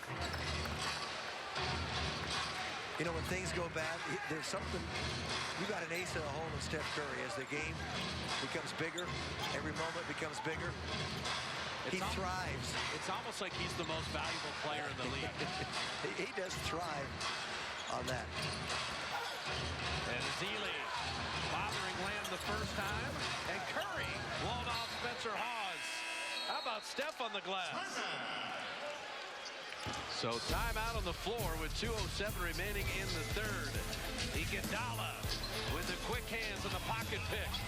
And Curry ahead of everyone with the Warrior lead at 13.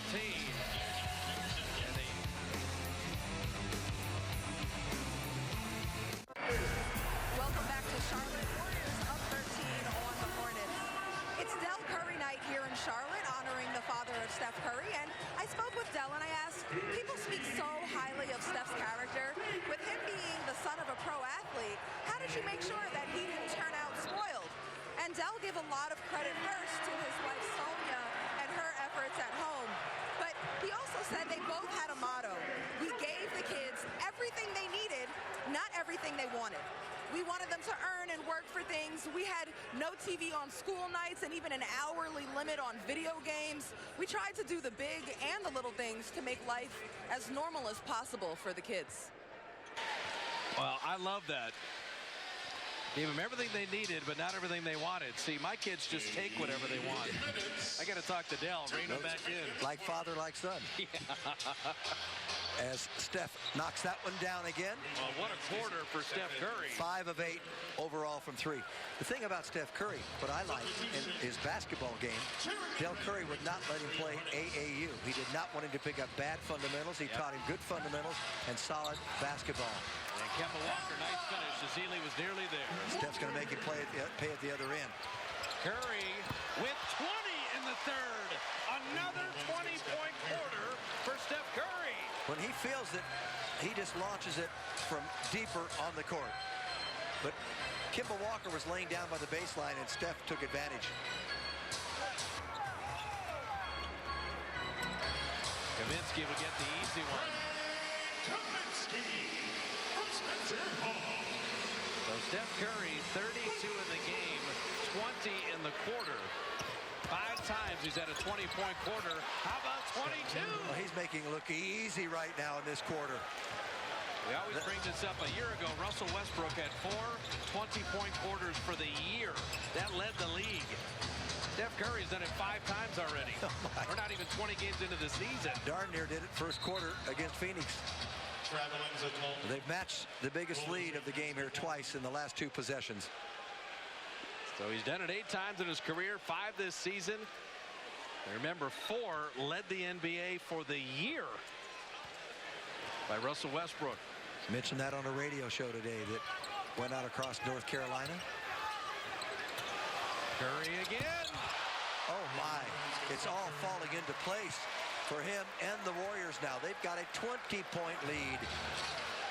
He has scored the last 21 points for the Warriors. He's having a night. 13 of 17 and 7 of 10 from 3.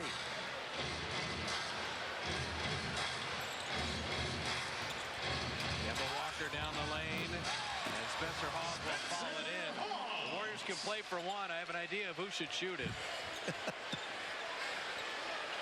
We're going to make you an associate head coach.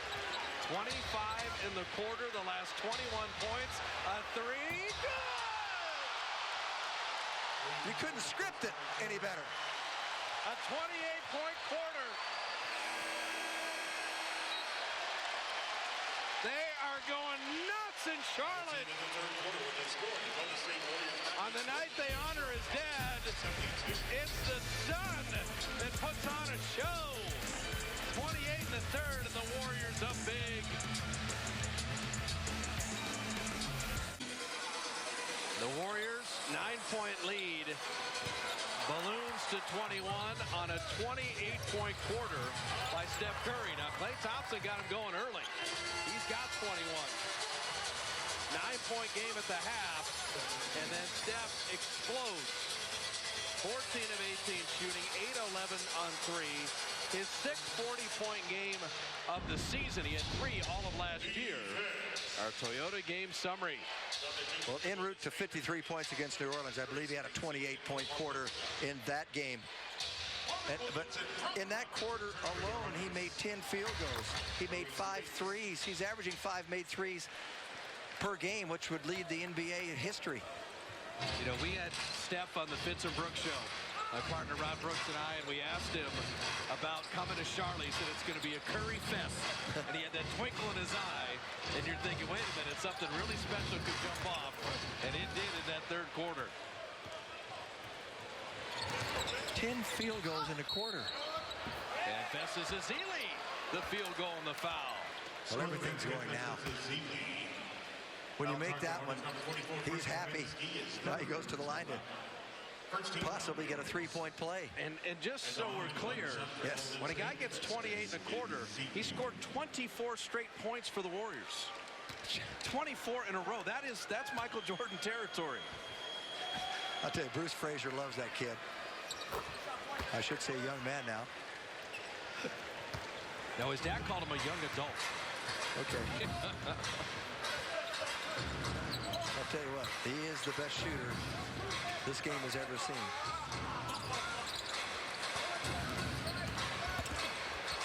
Ezeli tracked Jeremy Lin and let him finish. Roberts had it knocked away, and it's still Charlotte ball. Barbosa and Livingston, Iguodala, Ezeli, and Mo Spates. And so Marvin Williams, Spencer Hawes, Jeremy Lin with Kaminsky and Brian Roberts.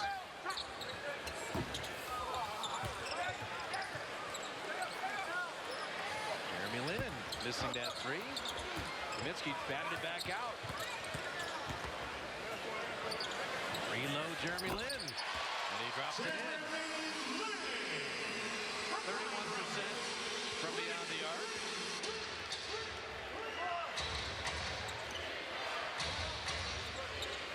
With this big lead, this is about the Warriors just executing.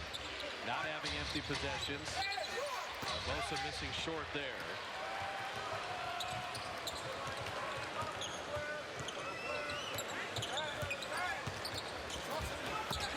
Kaminsky blocked by Ezeli, but a foul in the process.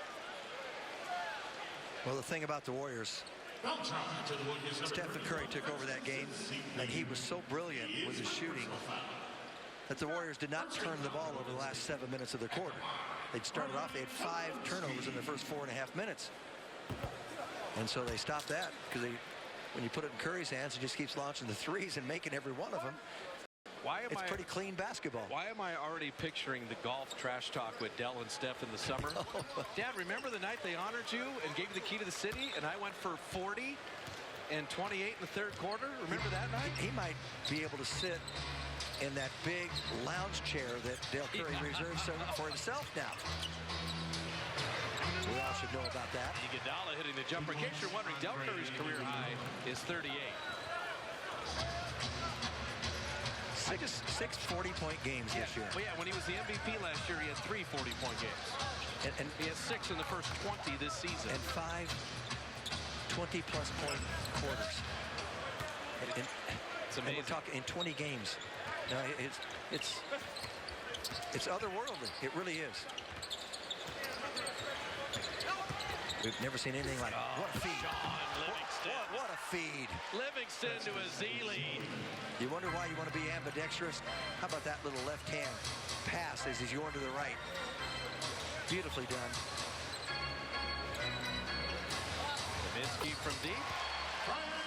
Frank Kaminsky's going to be all right, Jim.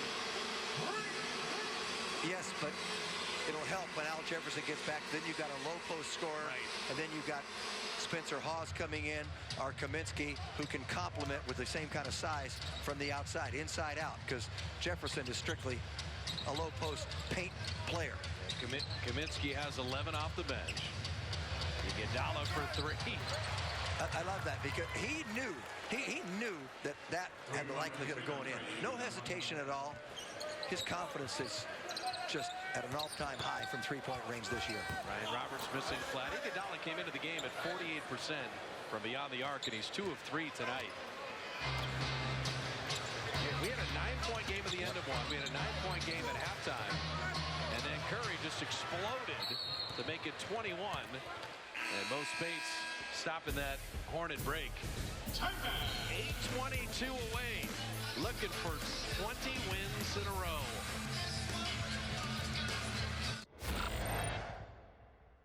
Unbelievable just to watch that unfold, and then to watch how he handled accepting that, receiving that, and all the things that go along with it, because I truly, when I see him, he's the same humble individual. Sean Brown, Steph's high school coach at Charlotte Christian, all part of Legends. The story of last year's world champions. Tonight at 7 right here on CSN Bay Area. Steph, the DVRs, also going to be re-aired a bunch in December. And 90 minutes on everything about that special season. Oh, that's must-see television. I'm going to say something about Stephen Curry. We may not see him in the fourth quarter once again, but will that be the 6th or 7th time this year? Because he is different and so unique. I've never seen any player like him in all my years in the NBA. And he is going to spawn a new generation of shooters. They're going to start emulating him. They're going to break down all the analytics and all the feeds that you have and the videos, and frame by frame, and kids who are now 10, 11, 12 years old are going to start trying to emulate him. And it's just something that's revolutionary. You're going to be working on dexterity and quicker releases. If you're 6'2", 6'3", 6'1". And your ball handling that will get you to free yourself between the legs, behind the back, stepping back, and going back and shooting without momentum, going to the basket, and figuring out how to do that with all the leverage and balance that you have. Kaminsky has 14 points on 7 shots. He scored the last 7 for Charlotte. So the first-round pick out of Wisconsin is adjusting that NBA three-point line just fine. Well, he's 22 years of age, and he looks like he's 28 or 29. Well, four-year college player. And then plays like it. Exactly. Shot clock at 3. Low Spates into traffic, and he had it denied. Yeah, they roofed him there. 24-second shot clock violation, Golden State. It's Hornets basketball. So Troy Daniels checking in, his first playing time out of Virginia Commonwealth. This has been a rough night for Kemba Walker. And a pretty nice show and go by Spencer Hawes. Now that was a thing of beauty from him.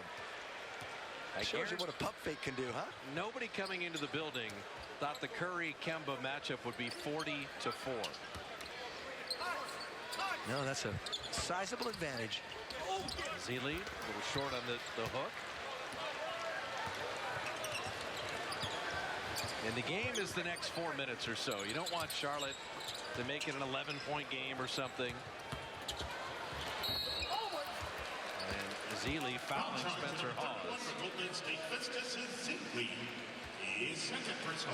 Yeah, Charlotte's got Troy Daniels in. He's only played 17 minutes so far this year. And Aaron Harrison's about to check in. Harrison, undrafted out of Kentucky. Hawes dropping that in. The Sean Livingston bobblehead on Wednesday, December 23rd, when the Warriors take on the Utah Jazz.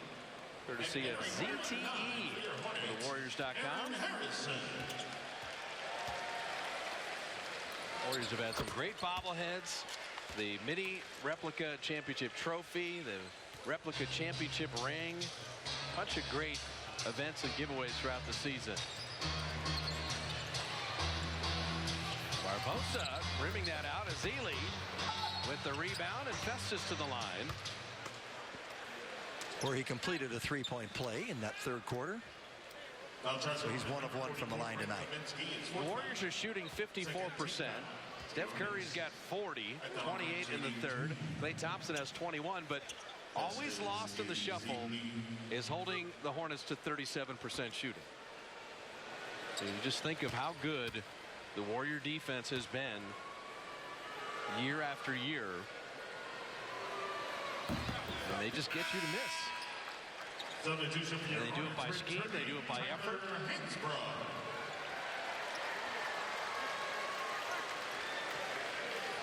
Tyler Hansbrough checking in. Remember, it was Zealy and Hansbrough that got into an altercation in Toronto last year. Festus got suspended for a game. Oh, yes. Because in a 20-point game with Tyler Hansbrough, he's unfun to play against anyway.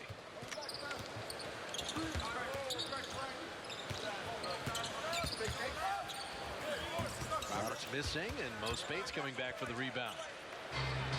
You better do your work early when you're playing against Hansbrough. Blocking out. But he's going to fight you for every inch. Mo Spates bringing that out, and Zealy with a foul on the rebound. So 5:57. The Warriors looking to extend history. Steph Curry might have ended it in the third.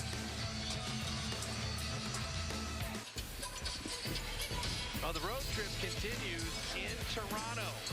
Warrior pregame live will come your way Saturday at 1 o'clock as the Warriors deal with the Raptors. Back-to-back this weekend, Toronto and Brooklyn, as the speed of games on this trip pick up. Kyle Lowry, DeMar DeRozan were very good at Oracle, and one of only 2 starting backcourts to match or outscore the Splash Brothers. That game came down to the wire. I don't know why Kyle Lowry didn't shoot a 3. Yeah, oh, yes, he went for the layup. You're right. Went for the layup when the Warriors had a 3-point lead. In the waning seconds. Hornets ball. Yeah, that game and the home game against Brooklyn, which could have gone Brooklyn's way. And then, of course, the big comeback against the Clippers. 3 toughest games so far. Yeah, and you're going to see Toronto and Brooklyn this weekend. 2 teams that played the Warriors very well. Daniels missing that 3. And Jim, I think you are going to be proven correct that we do not need to see Mr. Curry again. If you're wondering, the last NBA player to have 6 40-point games in the first 20 of a season, he owns the Charlotte Hornets. Hansbrough will dunk it down. Good call, Michael Jordan. And that was in 1986. He had 6 40-point games in the first 20 games of the season. Yes, he did. Got to go back a long time for that. Klay Thompson missing there. McAdoo, Jason Thompson. Okay. And now the Warriors are not getting back on defense as Aaron Harrison gets the layup.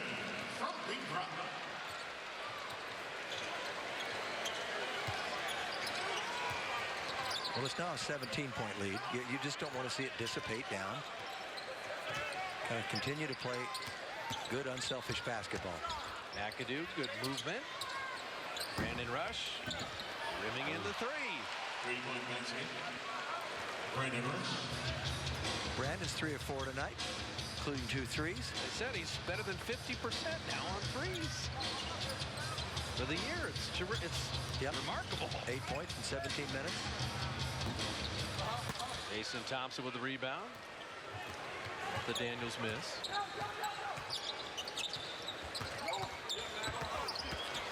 McAdoo losing the handle. Livingston's got to commit the foul, and that will get Ian Clark into the game. Don't forget, right after the game, legends. The story of the 2014-2015 Golden State Warriors. The hometown visits. Steph Curry and Iguodala, Draymond's mom. The parade footage, the highlights, the story of the year. Steve Kerr and his staff and that special group of players. And people talk about 67-15. They went 83-20. That's the third most wins in the history of the league. It's a season that will always be remembered. 83-20 is absurdly good. Well, just add in if after tonight 20. So 103. 103 and 20, which is now getting closer to one of the best stretches ever in NBA history over a 2-year period. Hey, Daniels is not shy.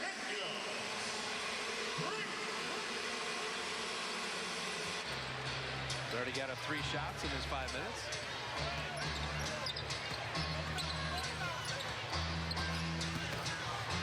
Jason Thompson, that was not a good play.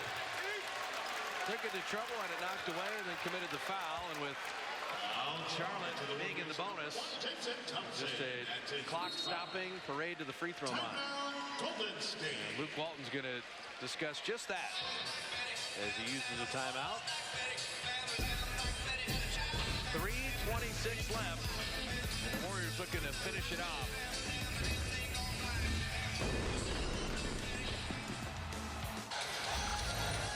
Our Rams shot of the game. 24 straight by Steph Curry. 28 in the third. Finishing off the third quarter with another 3. 40 for the night in 3 quarters. Our Ram shot of the game. How did it all play out? Bob, he went 10 of 11 from the field in that quarter. 10 of 11, and he was perfect. 5 for 5 from 3-point range. 6 40-point games, 5 20-point quarters. And we have played almost 20 games. That's it. I think, and you brought it up, as Hansbrough shoots the free throw, it was the lethal efficiency. 14 of 18 for 40 points. Truly remarkable.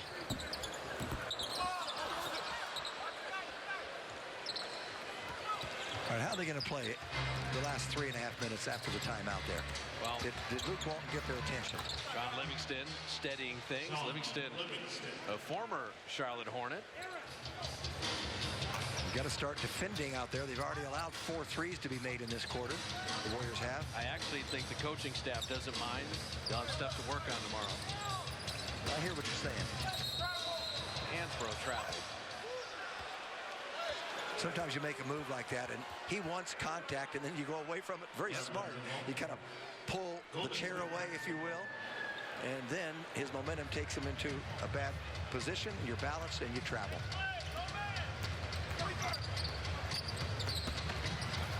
McAdoo and Hansbrough met him up top. A couple North Carolina guys.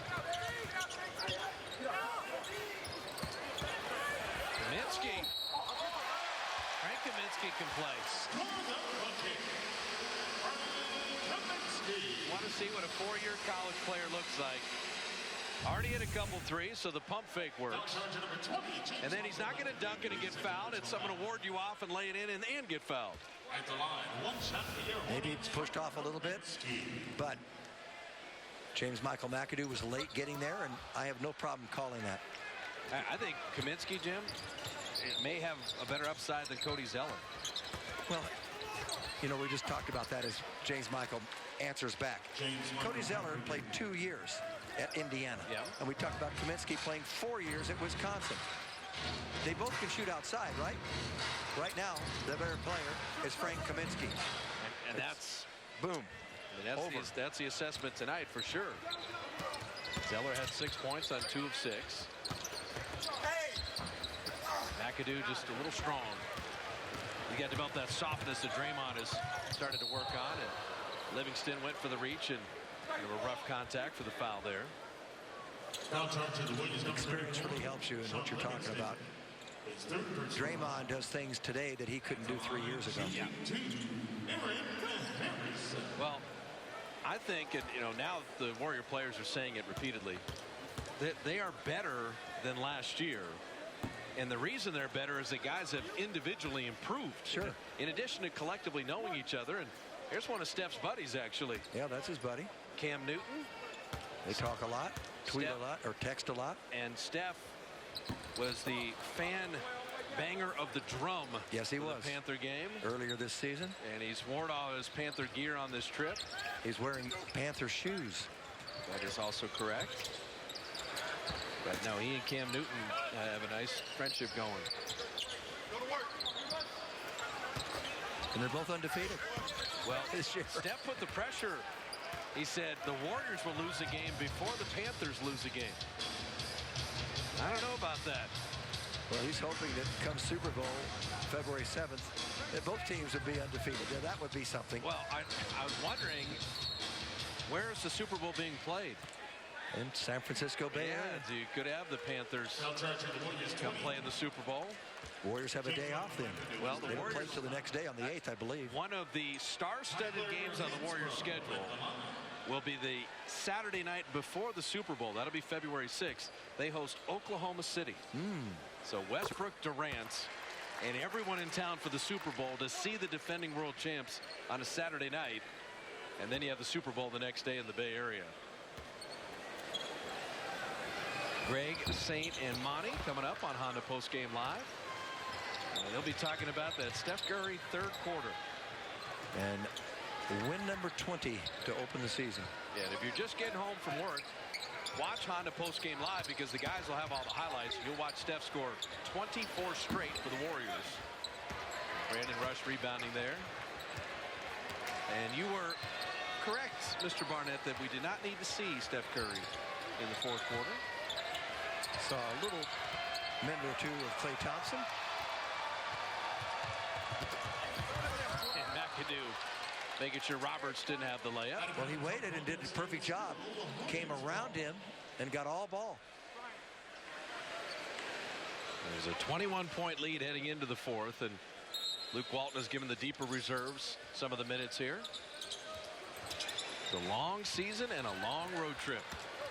And the Warriors are going to go 2-0 on the trip, make it 20-0 on the season, and keep moving closer to the Heat and the Lakers in terms of wins all time. Don't forget Legends is coming up. The documentary, 90 minutes long, on Warriors championship run. Mason Thompson with the block. It's got to feel good for McAdoo. He's 3 of 6 tonight. He's got 6 points in 9 minutes. You know, 33 doesn't seem that far away when you're at 24. Isn't it interesting? Yeah. It's yes, it seems reachable when you get into those numbers. We'll just see how it all plays out. This is a tough road trip when you've got 7 games to play in cold territory. Barely a need to shoot it. John Wall, even though tenths of a second difference here. And that'll be it. The Warriors have won it 20 in a row. Well, the Sean, perfect season lives on. It's not over. They're going to make him take it out of bounds. And Sean Livingston was talking to Sean Wright and thought he wasn't going to call .2 of a second. the 24-second violation. He was disappointed. So you pick up a turnover in that situation. Steph Curry giving out the wristbands. 40 in 31 minutes on 14 of 18 shooting, 8 of 11 on threes. On the night they honor his father, his son honored him in his own way. And that was to prove that he right now is the best player on the planet. 28 in that third, 24 straight points. Well, he made 5 for 5 from three-point range, but he mixed in some nice driving layups. But once he got hot from the outside, he just kept going deeper. He basically got a standing O in a road building. Yes. That's how good he was in that third quarter. If you appreciate excellence, you just marvel at Steph Curry over and over. I believe Roz is waiting for Stephen Curry, but he's been delayed. Well, some of the Panthers got a piece of him. Yes. Jonathan Stewart is over there. Oh, the Oregon alum. And he knows Cam is there too. And so his Panthers are taking pictures before Roz can talk to the MVP. Why don't we throw it down to Roz and have her talk for 3 straight minutes? Yeah. Well, the rest of the trip, Toronto, Brooklyn, Indiana, Boston, and Milwaukee. And the Warriors are going to take a 20-game winning streak north of the border up to Toronto. Toronto and Brooklyn, 2 teams that have given the Warriors all they wanted in their games at Oracle. And that's going to be a very interesting weekend. So they hold the Hornets to 37% shooting.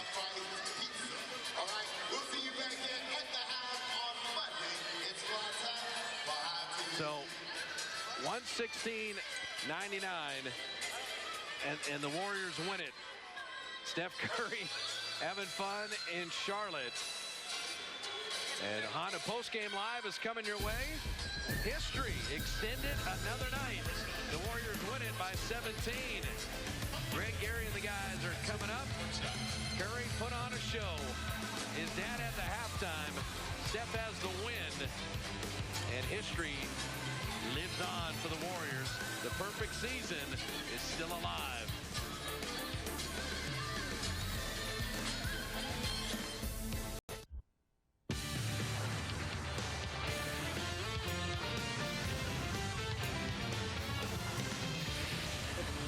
The Carolina Panthers have stolen our Steph Curry. One thing, saintly, I know, the Panthers are not going to get to 20-0 this year. That's not possible. But Steph Curry and the Warriors are 20-0, Roz. Steph, another big third quarter, 28 points. Some guys cool off after halftime. How do you seem to heat up?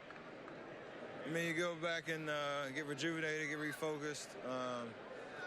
I mean, it's a halftime break, but you don't ever lose focus. So, and I think I got a little spark from my dad's ceremony. I got to come out and watch it at the last, or see his speech, and might have got me going. What about his speech? What words did he say that really stuck with you? Just how much the city of Charlotte means to him and my family. From the longest time I can remember growing up here, I learned so much about the game on and off the court. And this is where my dad really made his career. So he wanted to thank the fans, all the people that helped at the old Coliseum that he, made many threes in, and just how much our family means to him. And all this is really possible because of what he was able to do. So that was really, really special. Where do you see his handprint the most on your game?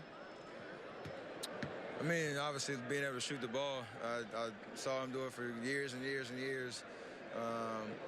But I think just the way you handle yourself in the NBA lifestyle and the schedule we have and just the stresses of the NBA life, I got to see it firsthand, up until I was like 13 or 14. And I remember those things. And going through it yourself is different, but it's nice to have that example. Growing up the son of a high-level basketball player, pro basketball player, before you could even know how good you were going to be, did you ever feel any pressure? I mean, a little bit. just you want to try to make a name for your own self. Everybody knew me as Del Curry's son and this and that, and probably had their mind made up of what kind of basketball player I was based on that. But just try to keep getting better, develop my own work ethic for the game, and things will take care of themselves. All right, last one. So I spoke with your dad at practice, and he said specifically about catch and shoot situations. He feels when he was in his prime, he could handle those and make more of those types of shots than you. Thoughts? I beat him in horse the last time he played, so as he says, you're only as good as your last game. So I'll hold on to that crown. All right, you got the crown, Steph. Congrats. Thank you. Greg. All right, Roz, and welcome to Honda Warriors Postgame Live, joined by Gary St. Jean, Greg Papa, yours truly. He is the perfect son. First half, he's having a decent game. He's got 12. The Warriors are up 9. Let Dell have his halftime ceremony. And then go stark raving mad, St. Lee, in the third quarter. 28 points, 10 of 11 from the floor in the third quarter. At one point, he scored 24 straight Warrior points. He said hi to his mom, his aunts, his grandma. His dad obviously gets the honor. He has center court at halftime. And then when we go back to the basketball game in third quarter, it's Steph Curry's time, St. Lee. He went nuts. It's amazing. And I think all the hugs from the women in his family really got him going. And there you see some dribble penetration. He had the ability to put the defender on his hip when you get by him, and that's a good key. And there's that left hand again. People talk about that being the best in the business. That one there, that's like playing a game of horse. He had all the time in the world to knock that down. And there's one from the logo sign. We've seen a few of those over the years. I love that action right there, Pop. Off the ball, he uses the big and just knocks it down. There's another one, even deeper. Unbelievable. From downtown, since Time Warner Cable Arena is uptown. So he's got 5 20-point quarters this year. Before this year, in his entire career, and he won the MVP last year, he had 3. He's got 5 already this year, starting with the first quarter of the year against New Orleans. And now tonight he matches that game on Halloween in New Orleans when he went for 28 on the way to 53. Let's go courtside back to Charlotte and bring in Fitz and JB. You've seen it all that this guy has done. Is this the best moment of all? After his dad gets honored, he takes it over, Fitz, and goes for 28, and at one point scores 24 straight Warrior points. No, I think the thing is, Pop, we can't ever say that because it's the 53. It's the best moment ever. And he has 40, and he does it opening night. I don't know where the ceiling is for him. Every time we watch him, something else happens. And the 24 in a row, this guy did it to honor his dad. I have no doubt that halftime thing got him juiced up. And we just put nothing past him and never know where the ceiling is. The great players want great moments. They embrace the moment when the game is on the line, the pressure there, the ability to produce under those circumstances. Some people will, but the great ones don't, and he is a great one. All you have to take away from this game is he scored 28 points in the third quarter. The opponent, as a group, had 21. That was the score of the third quarter. Yeah, 28 for Steph, 21 for the Hornets. You know, to sum up the game, Clay got him off to a really great start. The starters for the Warriors were so much better than the starters for the Hornets. The Hornets have been playing well this year, but the Warriors are so doggone good, they can still make a lot of mistakes and win a game going away. They've won now 20 in a row. It's something to cherish and to be revered about. It's just amazing what is going on. Yeah, you know, Pop, we've started to do this 103 and 20. I mean, 103 and 20.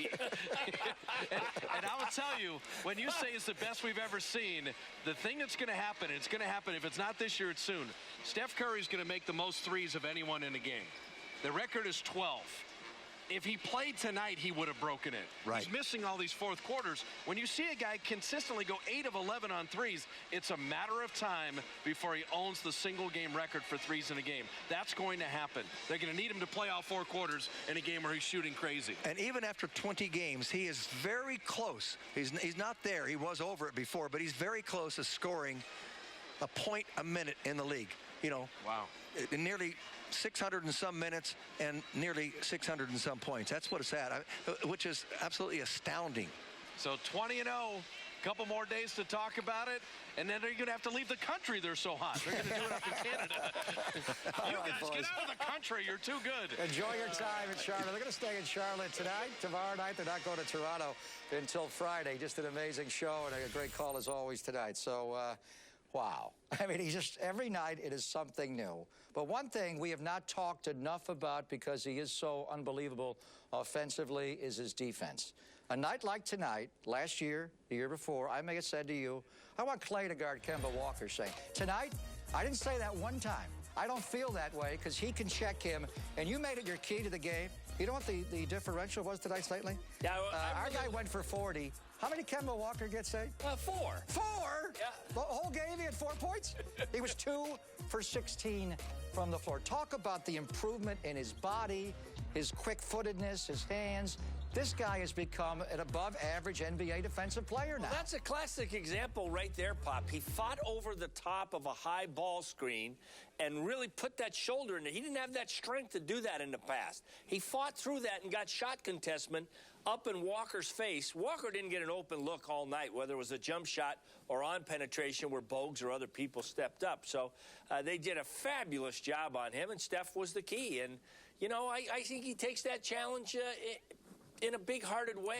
I think people in the past said, oh, he couldn't guard this guy, and they cross-matched and all that kind of thing. Maybe in the beginning he was a little bit overwhelmed. You know, we talk about the Splash Brothers being the best shooting backcourt in the history of the NBA, and right now they're just the best backcourt, period.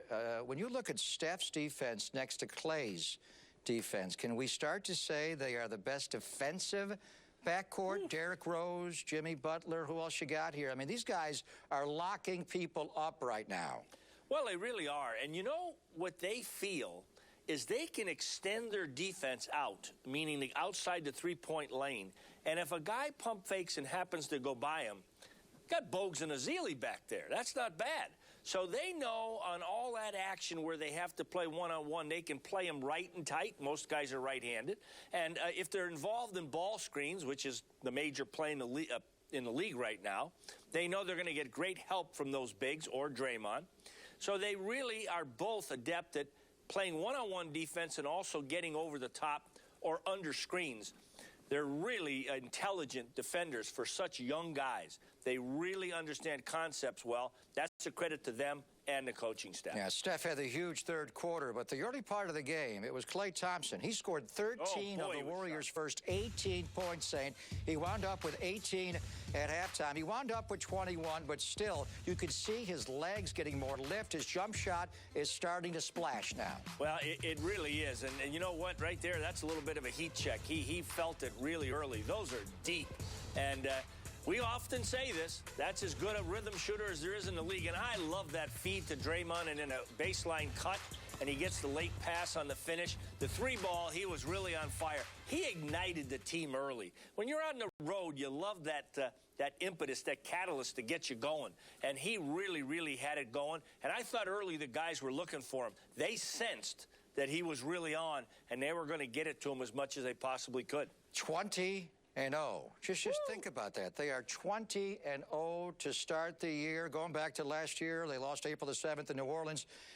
They won 4 in a row. They've won 24 consecutive games. And tonight, it was Del Curry night. But in the end, like so many other nights in the NBA this year, it is Steph Curry night. We will hear Steph address the Charlotte media when we come back on Honda Warriors Post Game Live. DVRs at 7 o'clock promptly, the premiere of Legends, the story of last year's Warriors team. They were good. They were 21-2 at one point, remember? We were spellbound by 21-2. This team is 20-0! 116-99. I never heard of such a thing. Steph Curry goes for 40 tonight. 14 of 18 from the floor. 8 of 11 beyond the three-point line. He also made all 4 of his free throws. He had 5 assists, and Mama Curry's happy. He also had 5 turnovers. Let's go back to the Queen City, where the king of the NBA is addressing the Charlotte media. No, I knew all my family in the crowd. I knew they were happy, and I pointed up to the suite where most of them were. So it was a cool atmosphere to play in. especially on top of my dad's ceremony. It was nice to be able to get out there at halftime and hear his speech, stand out there with my mom and sister and all my aunts, and my grandma. It was a good night. I can't ask for more to kind of play like I did and get the win on top of my dad's ceremony. You had a good shooting night, but not quite like Jack Gibbs. He got me by one. He got me by one, so I have something to work for. But it was your best percentage shooting night on a home visit here to Charlotte. Is there something different? You just more relaxed, or? No, I started off pretty slow. They played pretty good defense, trying to take me out the three-point line and make us work as a group.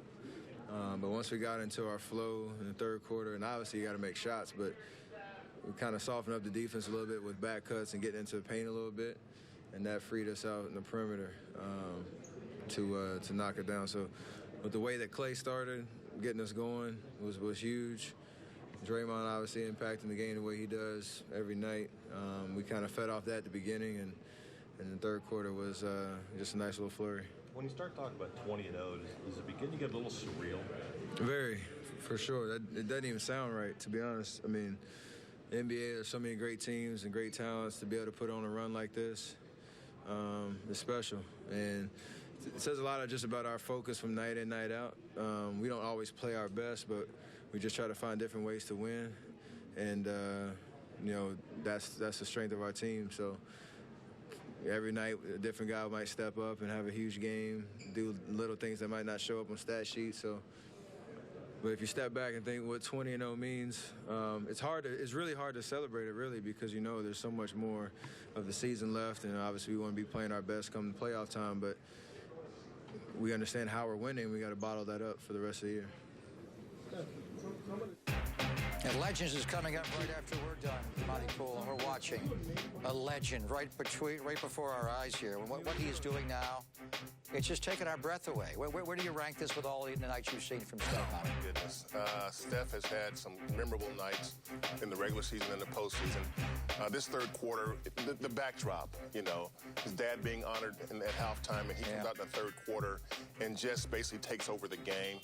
His friends are there, his family is there. He was at Davidson last night. So this was Steph going home and reminding everyone just how good he is and how far he's come.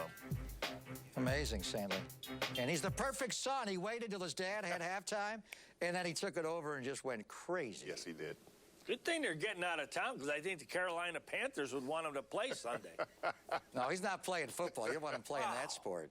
And they're not getting out of town. They're staying around there for a day. Thursday night, they're not going to Toronto until Friday afternoon. And when they do, they're going to bring a 24-game winning streak dating back to late last year and the 20-0 start this year. So the NBA's third longest winning streak now grows to 24 in a row. Of course, the 71-72 Lakers won the title, won 33 in a row, in Miami Heat as well with their great three of Bosh, Wade, and James.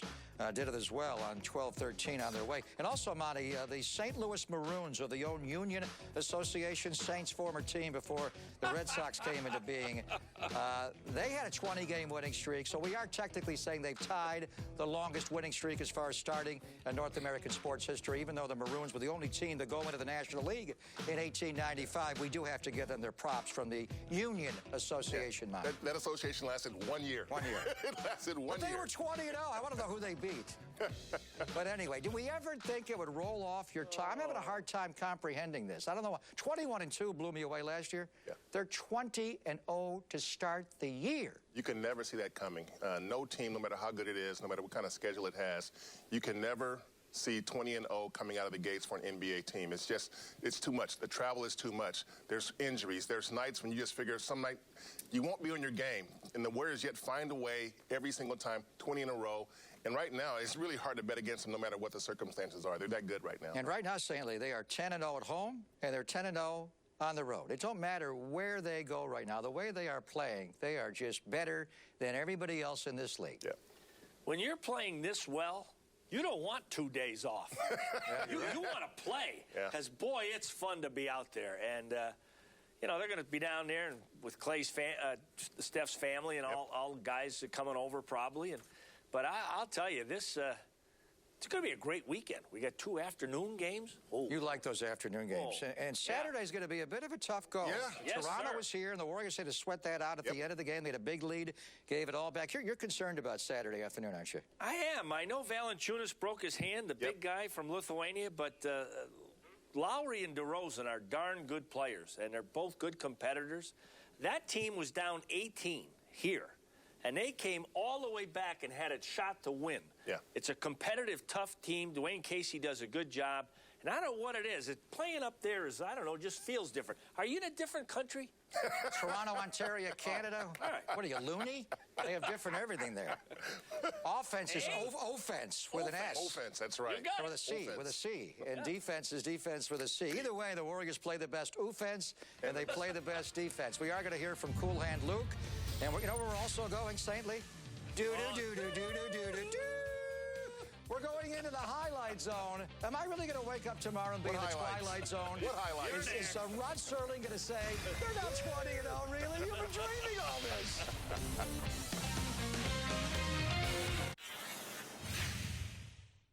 You definitely enjoy it, but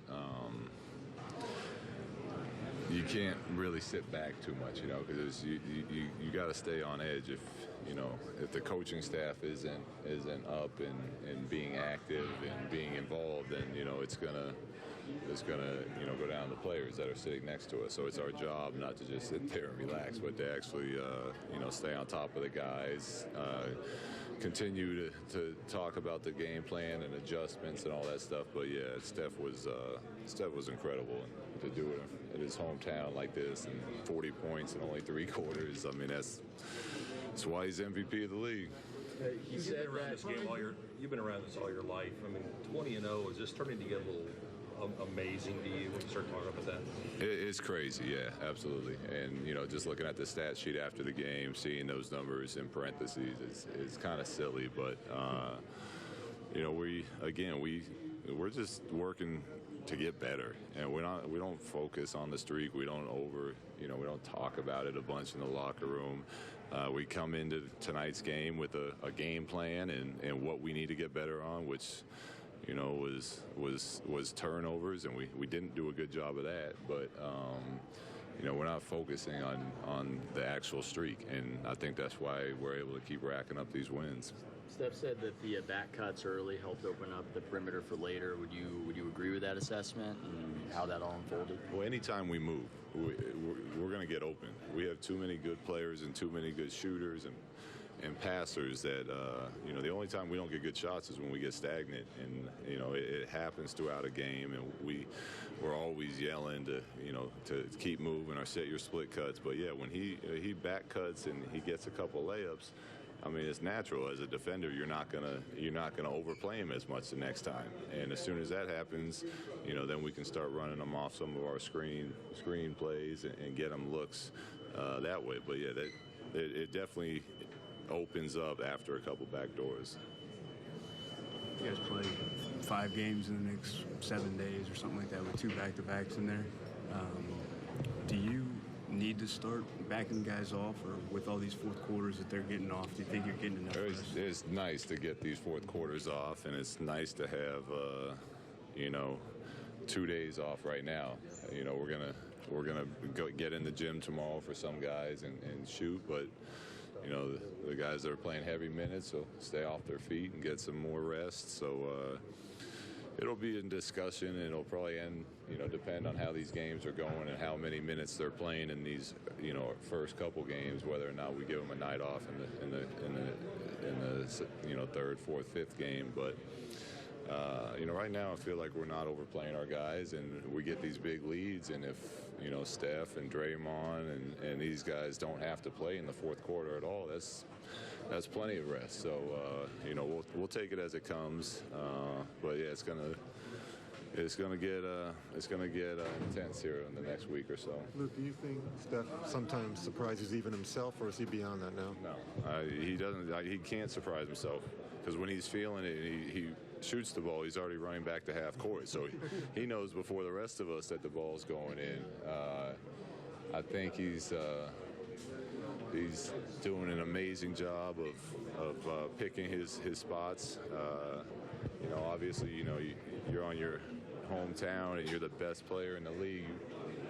You want to come out and put on a show, but Clay was hot early, and he was not just him, but the team was getting Clay looks, and Clay got going, and then once they adjusted to the way they were guarding Clay, then Steph turned it on late in that first quarter. So he's really maturing in his overall knowledge of controlling a game from the point guard position is getting a lot better too. You ever seen a player scored 40 points playing less than 31 minutes. We're getting a little time here on the highlight zone. It's going to be all number 30. How do you deal? They got two guys on him saying he just dribbled away from all of them. Yeah, they did a great job here, about 8 feet off of them, both of them. Now look at that one. That's what he got really hot. Going off.